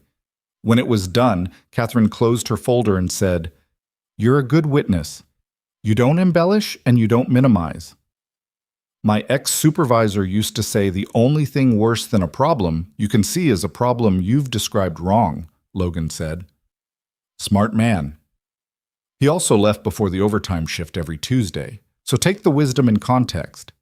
Arya made a sound that was not quite a laugh but was clearly working in that direction, and she covered it with a cough, and Logan pretended not to notice. The expanded complaint filed on a Thursday.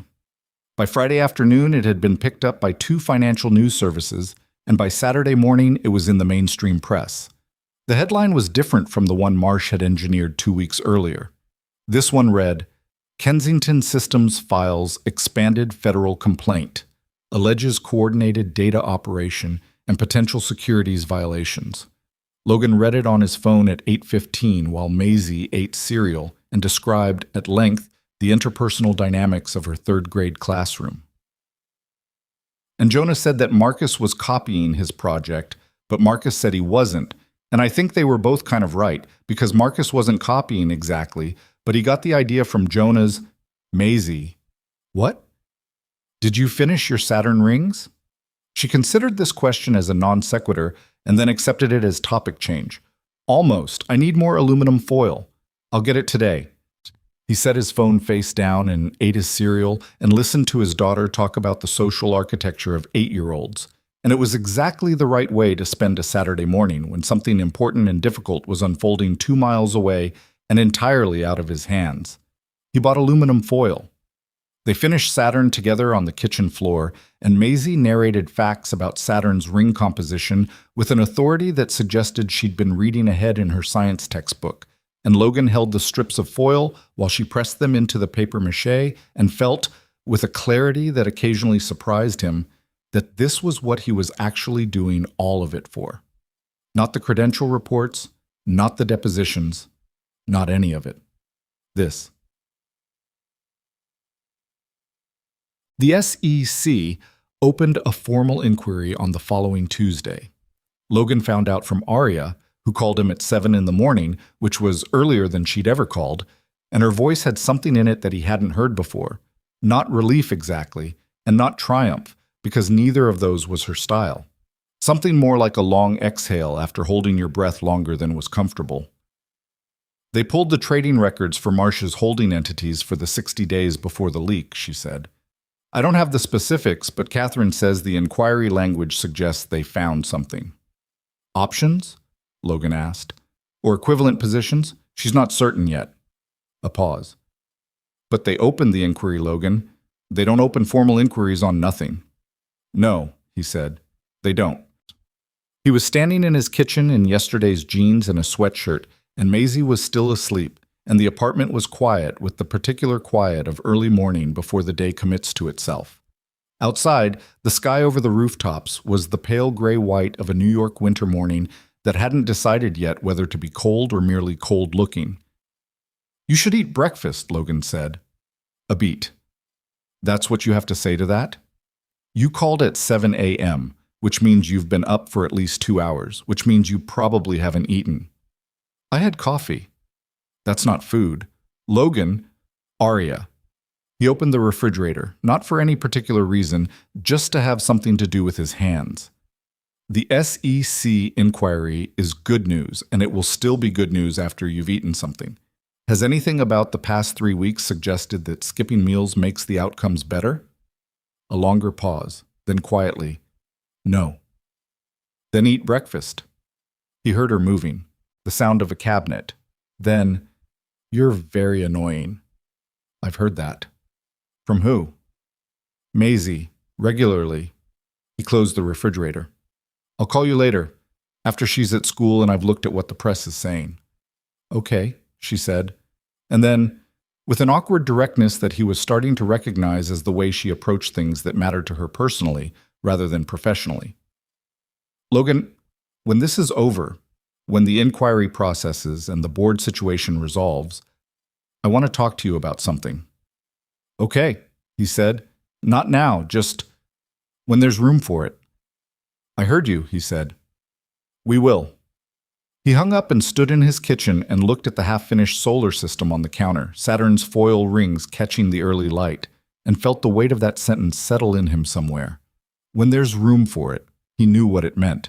He wasn't sure yet what to do with knowing, so he set it carefully aside in the way you set something carefully aside when it matters too much to examine carelessly, and he started the coffee and waited for Maisie to wake up. Tug. The board moved in the second week of December, not in the direction Marsh had planned. Crane reversed his position first, quietly, through his attorney, citing new information and a desire to ensure the board acted in the best interests of the company and its shareholders. The language was lawyer-written and bloodless, but the message was clear. Crane was reading the SEC inquiry as the exit sign, and he was taking it. Pullman lasted 4 more days. Her resignation letter, which leaked to the press before it was formally accepted, was 2 paragraphs and contained the phrase, I believe it is in everyone's best interest 3 times, which Logan noted was the exact number of times you used a phrase when you were using it to avoid saying what you actually meant. Marsh himself lasted until the second week of January. The SEC inquiry had, by then, become a formal investigation. The trading records had been subpoenaed. The details weren't public yet, but the fact of the investigation was, and it had generated the kind of press coverage that made continued board service an untenable position for a man whose leverage was built on his reputation for strategic savvy. His resignation statement was considerably longer than Pullman's and considerably less honest. It cited personal and business priorities and evolving strategic differences and expressed genuine respect for the company's leadership. It thanked people by name. It was the kind of statement that took 45 minutes to write and said absolutely nothing. Logan read it on his phone while sitting in the waiting area of an employment law office, because he had an appointment to discuss the wrongful termination angle of his suspension, which Catherine had connected him with as a secondary action once the main complaint had stabilized. He read Marcia's statement twice. Then he texted Arya, saw it. She responded in 30 seconds. Your thoughts?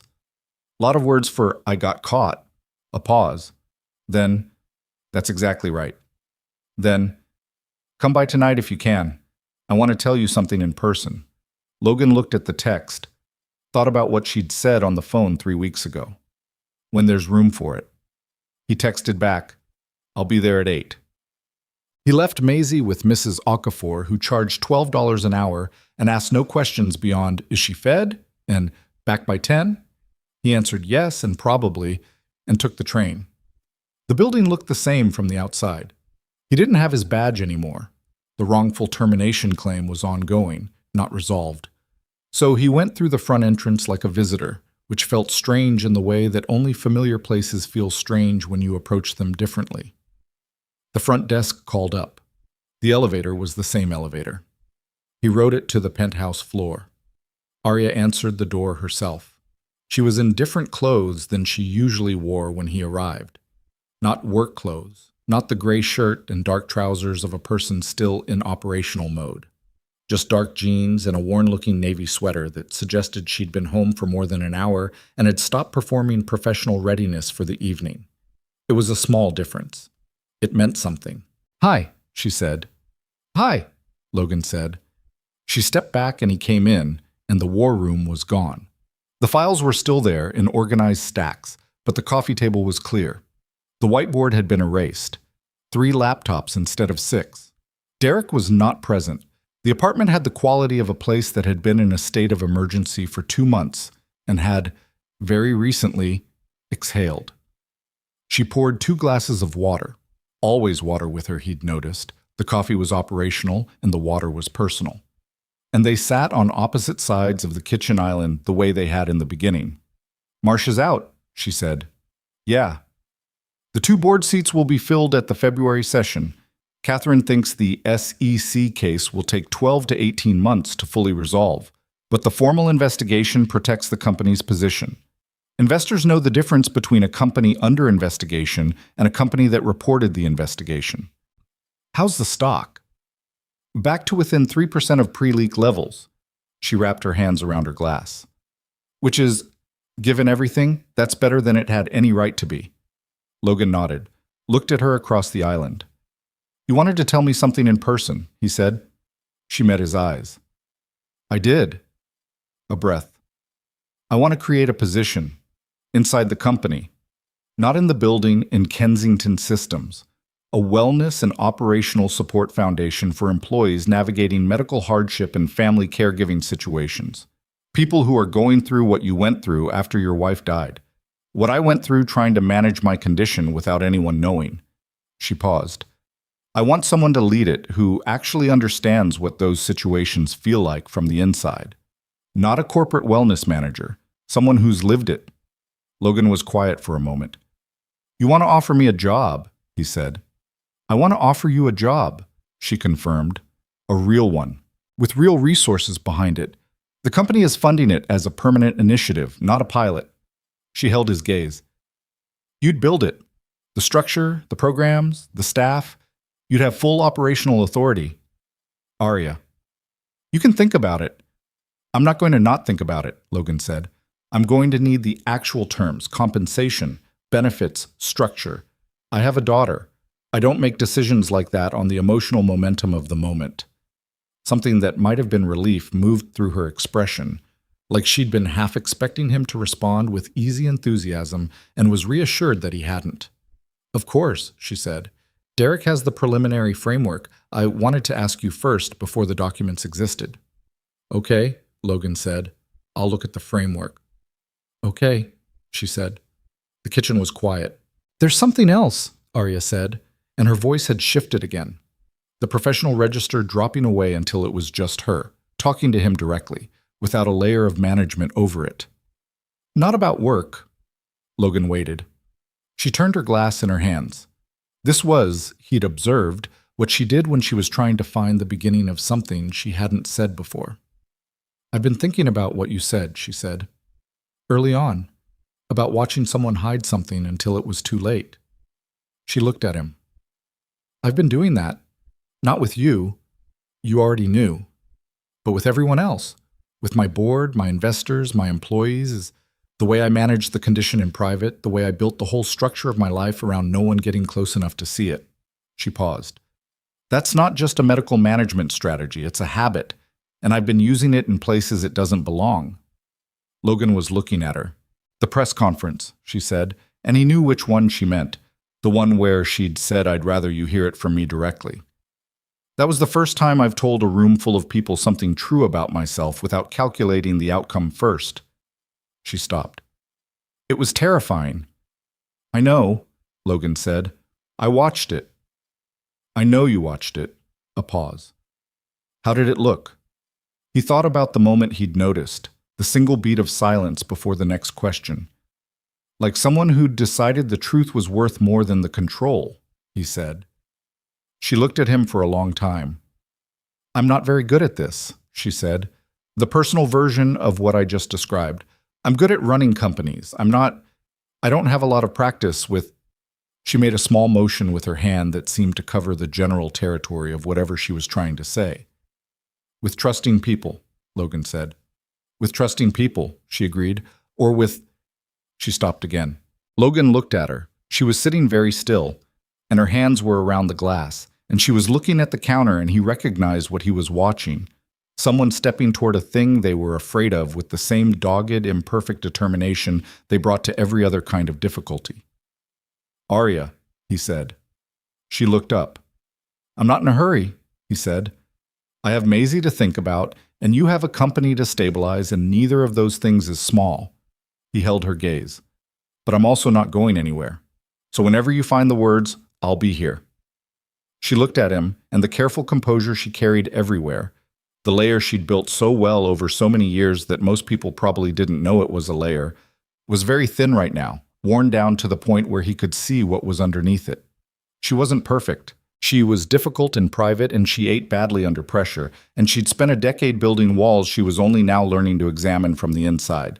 She was 30 years old and had built something extraordinary, and had nearly lost it, and had fought to keep it with a fierceness that most people would never have the stamina to sustain. And she was looking at Logan Hart, who was imperfect in entirely different ways, and he could see in her expression that she was recognizing, maybe for the first time, or maybe for the 100th time this week, and only now admitting it, that she didn't want him to go anywhere either. Okay, she said, quiet, certain. Okay, Logan said. Outside, the city was doing what it always did, enormous and indifferent and endlessly moving. In the apartment, nothing moved at all. And in that stillness, something that had been building slowly for 2 months. Through credential reports and deposition prep and phone calls at 7 in the morning, and a 7-year-old drawing orchids and the single beat of silence before a press conference continued to its next question. That something settled, finally, into its shape. Not finished, not resolved, not without the complicated, ordinary difficulty that was ahead of both of them, but real. Unambiguously, clearly real. Logan finished his water and set the glass down. Send me the framework tonight, he said. I'll read it before Maisie's up tomorrow. Arya reached for her tablet, sent the document in under 30 seconds. She's going to ask about Saturn again, she said. She asks about Saturn constantly, Logan said. She's extremely invested in Saturn. Tell her it held up, Arya said. The rings. Tell her they held. Logan looked at her. I will, he said. He took the elevator down and walked through the lobby, past the orchid that Maisie had drawn, and out into the cold January air, and he breathed it in, and he walked to the train thinking about frameworks and foundation structures, and how you build something that lasts, not perfectly, but durably, with enough honesty in the joints to hold when things get hard. That was how you built anything worth keeping. He knew that. He'd always known that. The framework was 42 pages. Logan read it at 5:30 in the morning, before Maisie woke up, with coffee and the kind of focused attention he used to give to mechanical systems specs, looking for what was missing as much as what was there. It was thorough and it was serious, and whoever had drafted the initial structure had done real research into employee support programs at comparable companies and had been honest about where those programs fell short. He made 12 pages of notes, not objections, observations. Places where the structure needed weight, where the language was corporate soft and needed to be harder and more specific, where the eligibility criteria were so broad they'd collapse under their own scope. At 7:15, he texted Arya, "Read it. Good bones. Needs significant revision before it's operational. Can we talk Thursday?" Her response came while Maisie was brushing her teeth. "Thursday works. Bring your notes." He brought 31 pages of notes. Derek looked at the stack when Logan set it on the conference room table and made a face that suggested he found this either impressive or exhausting and hadn't decided which. The Thursday meeting lasted 4 hours. Arya sat across from him and they went through the framework section by section, and twice she pushed back on his revisions, and he pushed back on her pushback, and they argued, not angrily, but with the specific friction of two people who both knew what they were talking about and weren't willing to be polite at the expense of being right. The second argument lasted 20 minutes and ended with Arya writing something on the whiteboard and Logan looking at it and saying, "Okay, that's better," in a tone that conceded the point without making it dramatic. Derek, who had been taking notes throughout, looked between them with the expression of someone watching a tennis match and trying to keep up. "Is this what it's always going to be like?" Derek asked during a break. "Probably," Logan said. "Good," Derek said. The previous framework meetings were very quiet, and the output was terrible. The revised foundation framework took 6 weeks to finalize.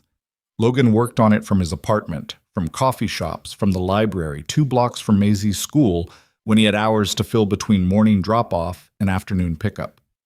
He talked to people, employees at other companies who'd navigated serious illness while working, single parents who'd fallen through the cracks of corporate wellness programs that were designed for people with partners and backup systems, HR specialists who told him frankly what worked and what was theater. He wasn't being paid yet. The wrongful termination claim was still processing, and the formal job offer was contingent on the board's February approval of the foundation as a company initiative. He had savings that were not comfortable but were sufficient, and the employment attorney Catherine had connected him with had been encouraging about the eventual outcome, and Arya had offered, twice, to advance him something against the future salary. He'd said no, twice. The second time she'd looked at him with an expression that combined frustration and something closer to respect. "You're doing this on principle," she said. "I'm doing this because I don't want the foundation to start with a financial entanglement that makes the independence question complicated." "That's a principle." "It's a practical position," Logan said. "There's a difference." She looked at him. "Is there?" He thought about it. "Not in this case," he admitted. She almost smiled. "That's the most honest thing you've said today. I said 20 honest things today. The other 19 were also accurate, but this one had more self-awareness." This was how they talked now. Not the careful professional distance of the early weeks, not the exhausted directness of 3 a.m. crisis management, but something in between and new, with a rhythm that had developed gradually and without announcement. They disagreed often. They were direct with each other in ways that would have been rude with anyone else, and weren't rude between them because they'd both decided that accuracy mattered more than comfort. They made each other laugh sometimes, usually unexpectedly, usually because one of them had said something precise enough to be funny. Maisie, who had been told only that Arya was a person her father worked with, had arrived at her own conclusions through the infallible social intelligence of an 8-year-old. "She calls a lot," Maisie observed one evening. "We're working on something together," Logan said. "Is it like a friendship or a work thing?" "It's a work thing." Maisie considered this. "Can it be both?" "Sometimes things are both," Logan said. Maisie nodded slowly in the manner of someone filing information for later use and returned to her book, and Logan did not pursue the subject. The board approved the foundation in the second week of February. It was named the Hart Kensington Employee Wellness Foundation, which Logan had argued against on the grounds that putting his name on it before it had accomplished anything felt presumptuous. And Arya had said that it was his work and his framework, and she wasn't removing his name from it. And they had, for the first time, argued about something that wasn't about the work itself, but about how he saw himself in relation to it. He'd been quiet after that. You do that, Arya said. Do what? Minimize your part in things. You write 30 pages of notes and argue 4 hours for the right structure and then push back against having your name on the outcome. I'm not... Logan? She said it the way he sometimes said her name. Level. Factual. You are. He looked at the table. Old habit, he said finally. From when? He thought about 6 years of engineering work at a firm where the senior partners took the credit and the junior staff did the labor, and 3 years after that of managing everything alone without the structural scaffolding of a title or a salary to confirm that what he was doing had value.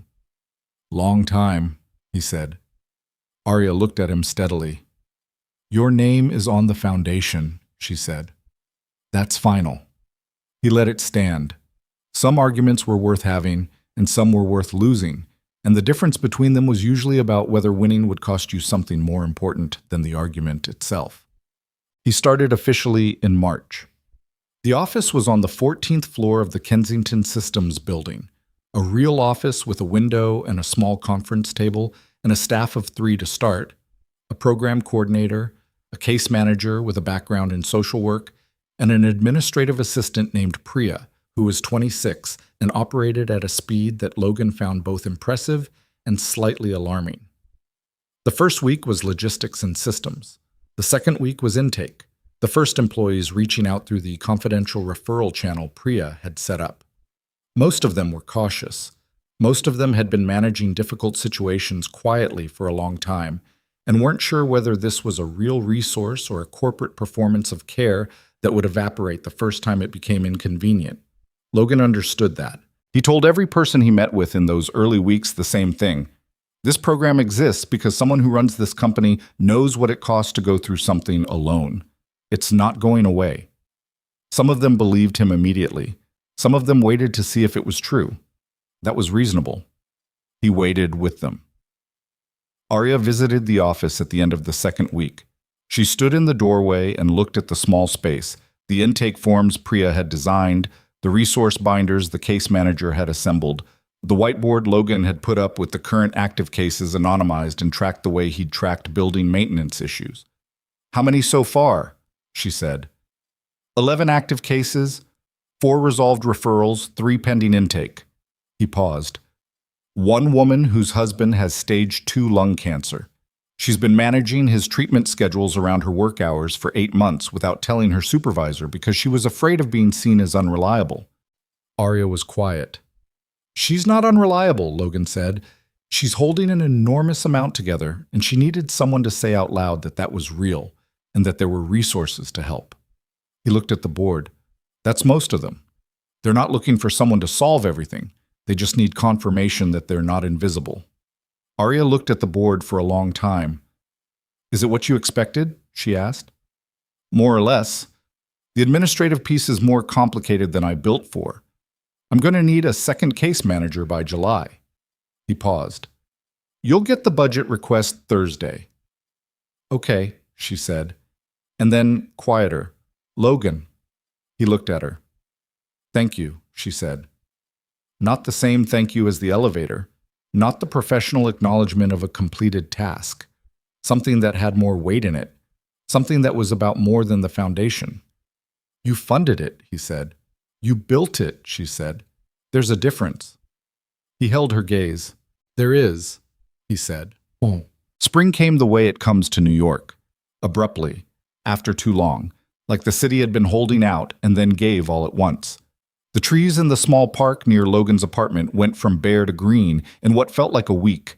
Maisie started a new drawing project, something involving maps of fictional countries, and spent her afternoons at the kitchen table with colored pencils and the focused intensity of someone engaged in important cartographic work. Logan watched his daughter across the kitchen one evening in late April and thought about the year behind them. The night in the elevator, the credential report, and the deposition, and the SEC inquiry and Phil Garrett's face across the HR desk. The foundation taking its first shape on his kitchen table. The slow, particular way that Arya Kensington had let him close enough to see her clearly. And how difficult that had been for her. And how she'd done it anyway.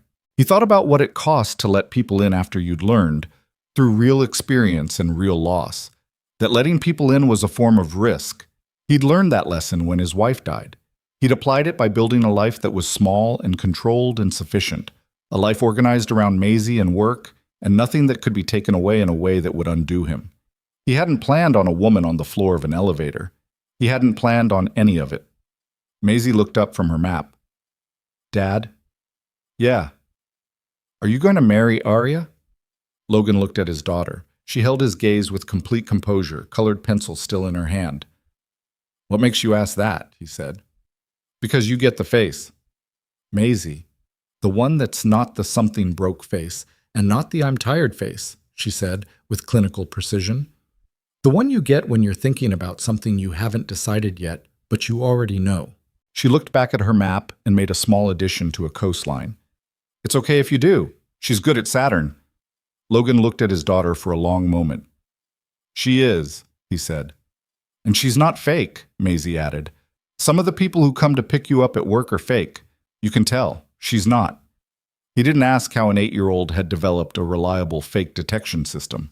He suspected it was the same way she'd developed everything else, by watching, carefully, and drawing her own conclusions. "I'll keep that in mind," Logan said. Maisie nodded and returned to her cartography. Logan picked up his phone, put it down, picked it up again.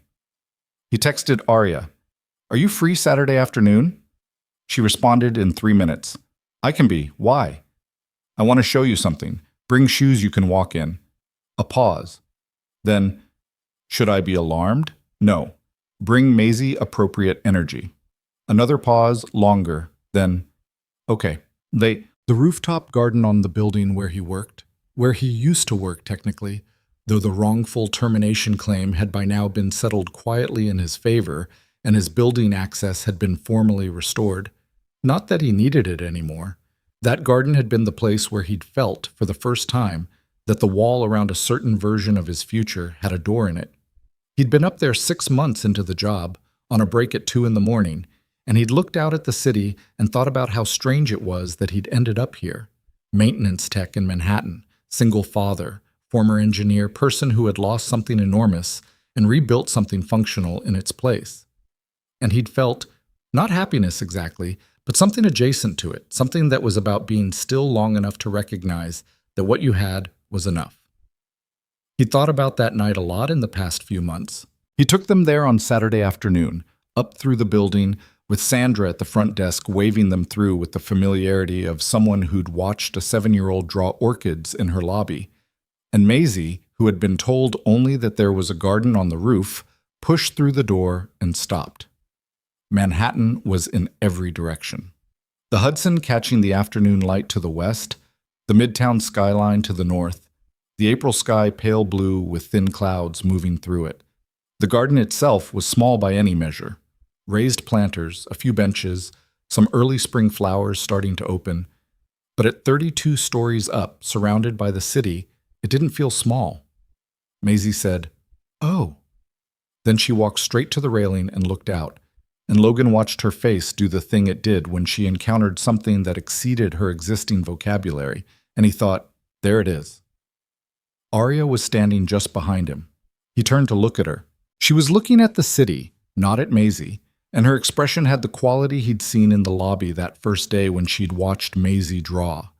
That particular stillness, looking at something ordinary that had been outside her frame for so long it had become extraordinary.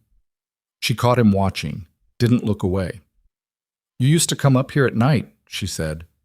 It wasn't a question. "On breaks," Logan said. "Yeah.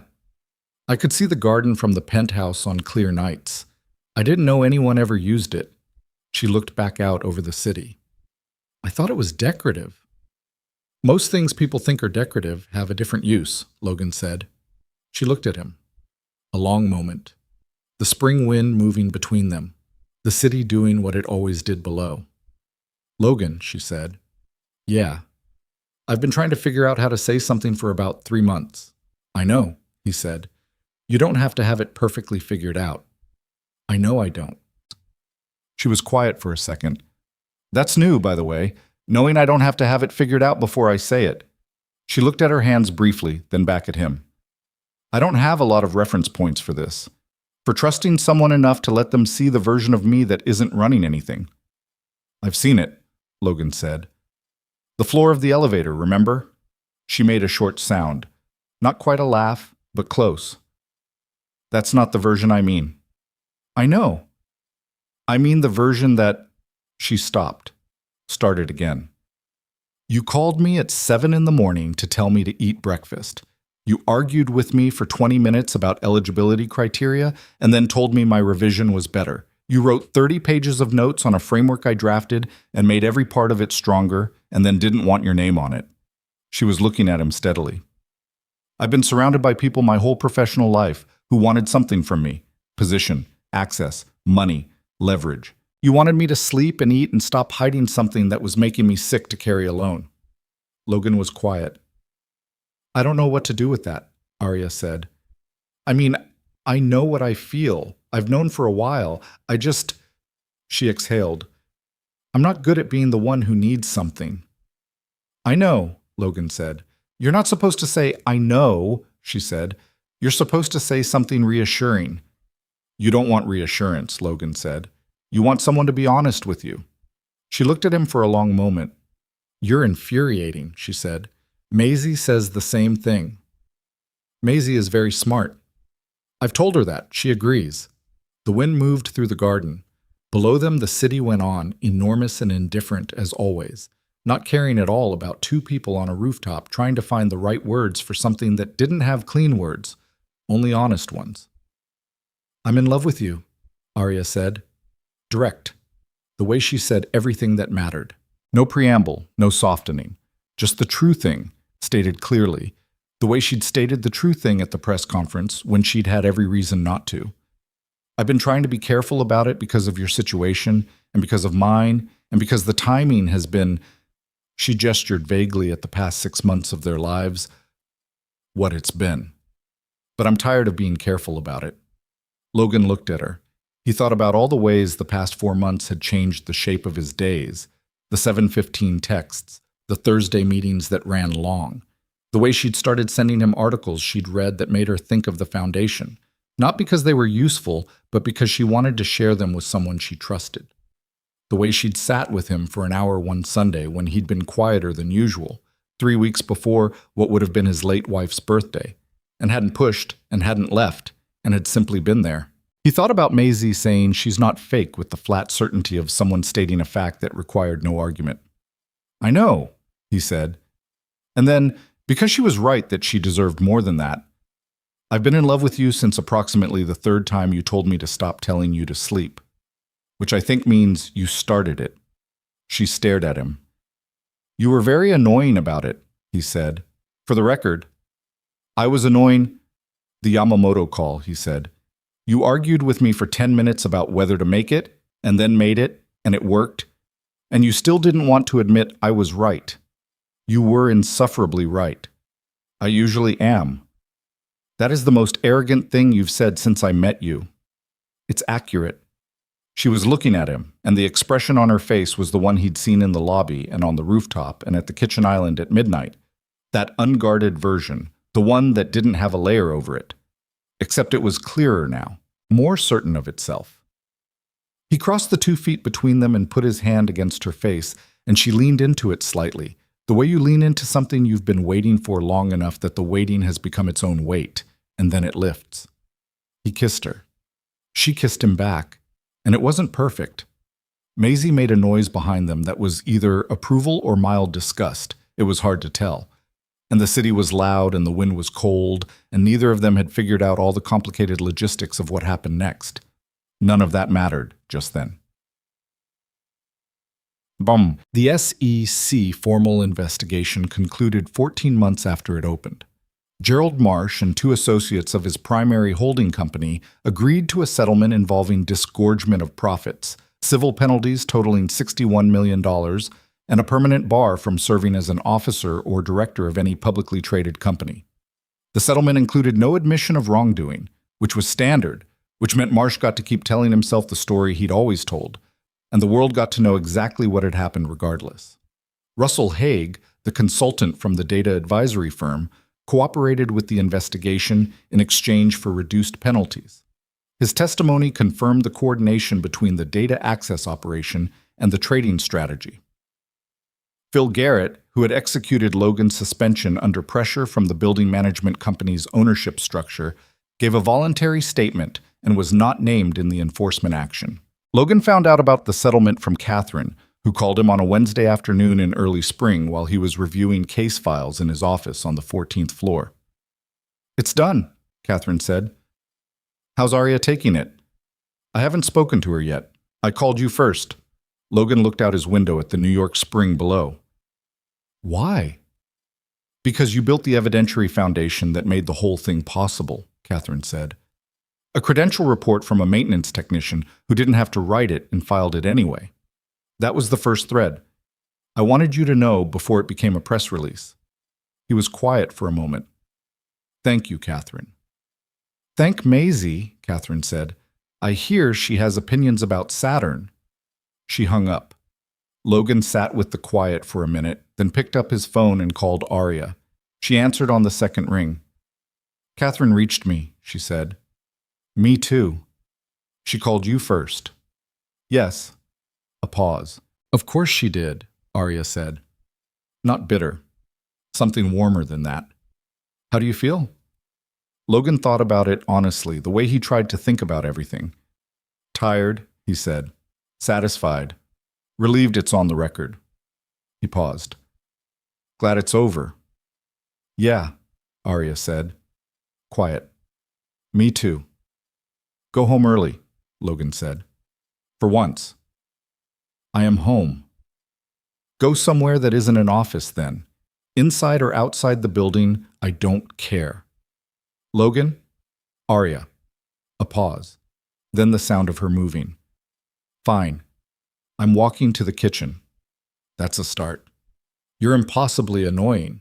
Eat something while you're there."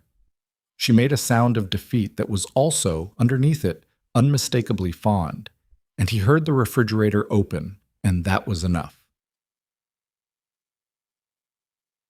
He asked her to marry him in October, not on a planned evening, not in a restaurant or with a speech he'd rehearsed. He asked her on the rooftop garden on a Saturday afternoon in October when Maisie was with Mrs. Okafor and the city below them had the particular quality of autumn light that made everything look like it was finishing something well.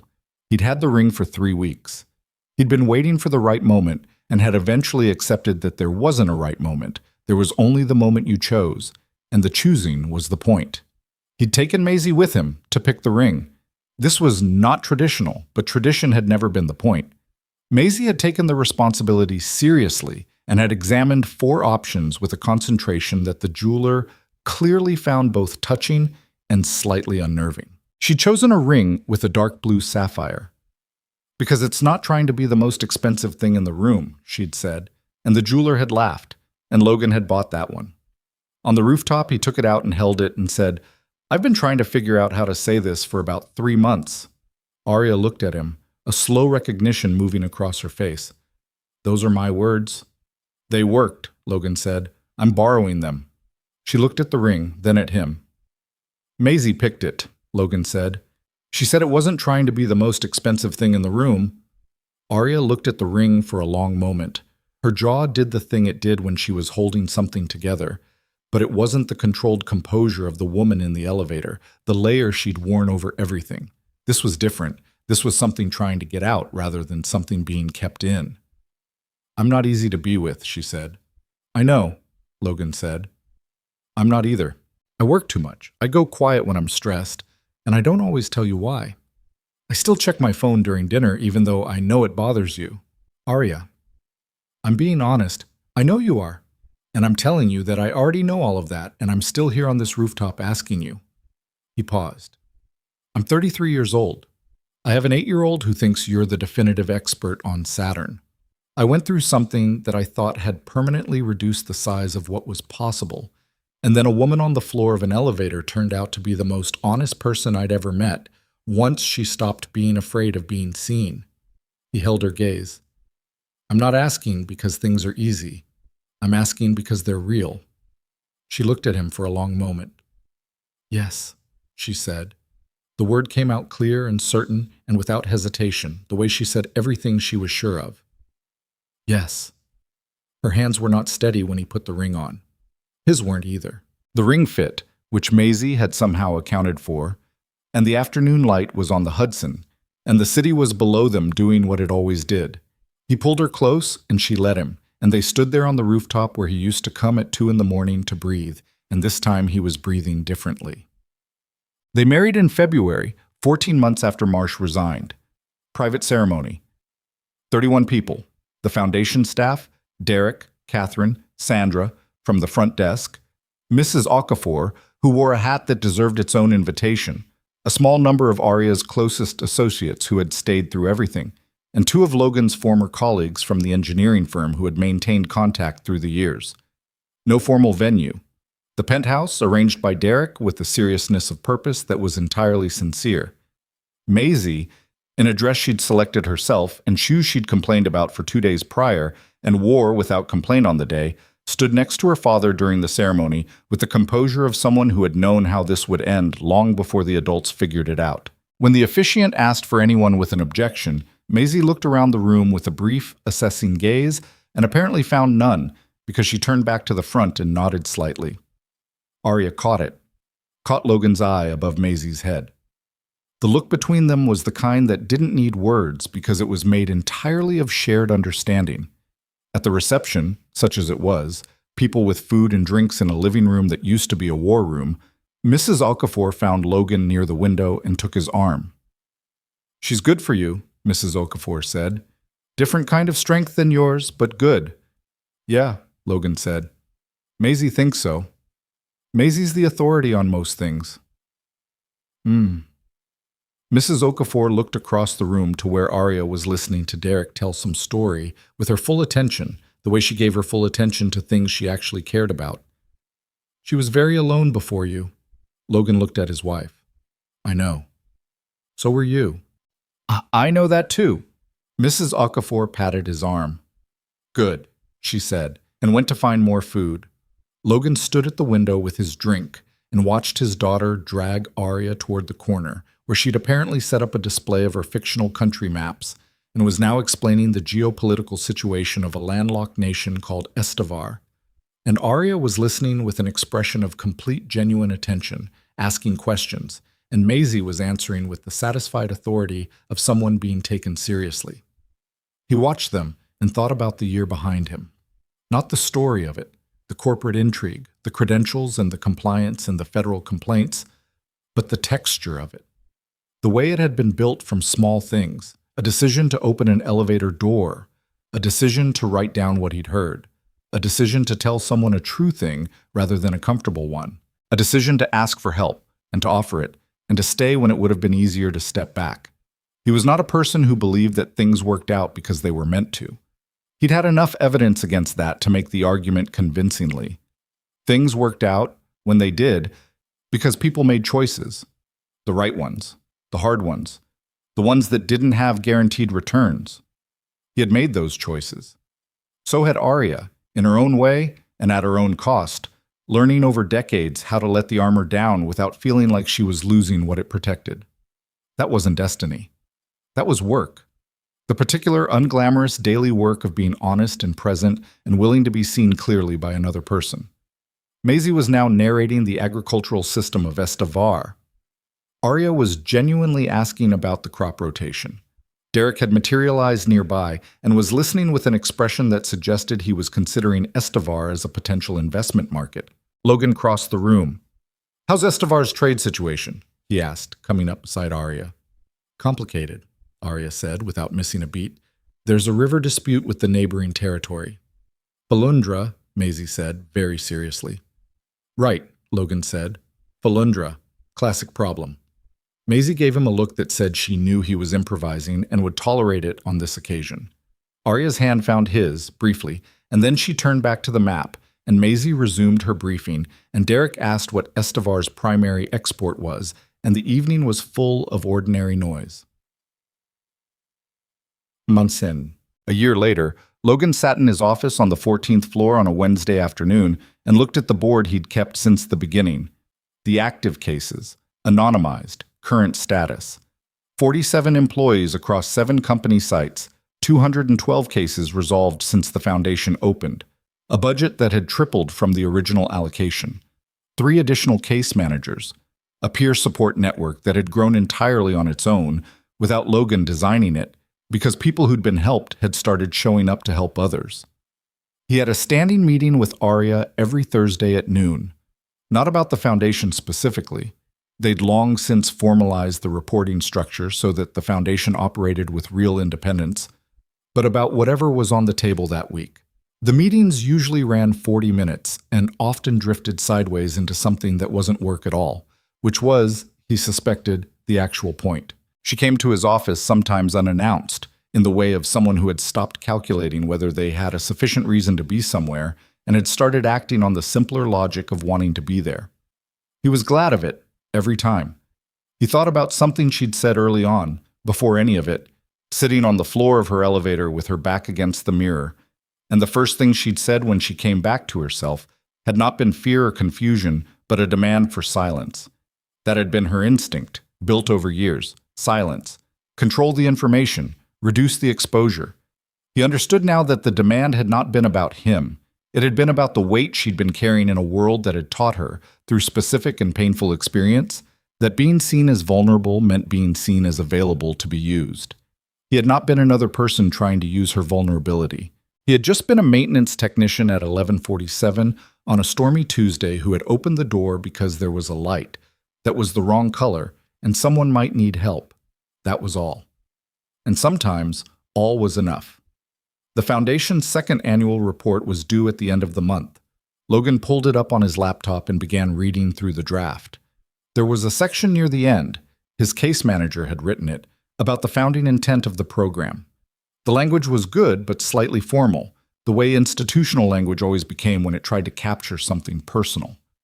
He opened a new document and rewrote the section himself, in plain language, the same way he'd once written a credential report for a securities attorney. Without embellishment, without making it sound larger than it was, with every important thing stated clearly. This foundation was built on the recognition that people going through difficult circumstances don't always fail because of the difficulty. They fail because they're trying to carry it alone, in silence, in a world that has given them reasons to believe that visibility means risk. This program exists to change that equation, not by removing the difficulty, but by removing the silence around it. He read it over, left it as written. Outside his window, New York was doing what it always did. He had a meeting in 40 minutes, and Maisie had a presentation at school tomorrow about Estevar's river dispute with Falundra, which she had spent 3 days preparing for with a seriousness that suggested she intended to annex Falundra before the school year was out. And there was a dinner tonight that was supposed to be the 3 of them, but would probably end up being the 3 of them, plus Derek, as it often did, because Derek had discovered that Logan and Arya's kitchen produced better food than his own. These were the ordinary details of a life that had been rebuilt from something broken, not rebuilt into the same shape, into a different shape, one that fit the people doing the living. That was all any of it ever was. The work you did, the choices you made, the people you stayed for and the people who stayed for you, not because it was easy or guaranteed or without cost, but because some things were worth showing up for every day in all the ordinary, imperfect difficulty of an ordinary, imperfect life. Logan closed the annual report draft, picked up his phone, texted Arya, "What do you want for dinner?" Her response came back in a minute. "Not coffee. That's not an answer." "It's a start," she wrote. "Isn't that what you always say?" He looked at the text, smiled at it in the empty office with no one to see. "Yeah," he wrote back. "It is."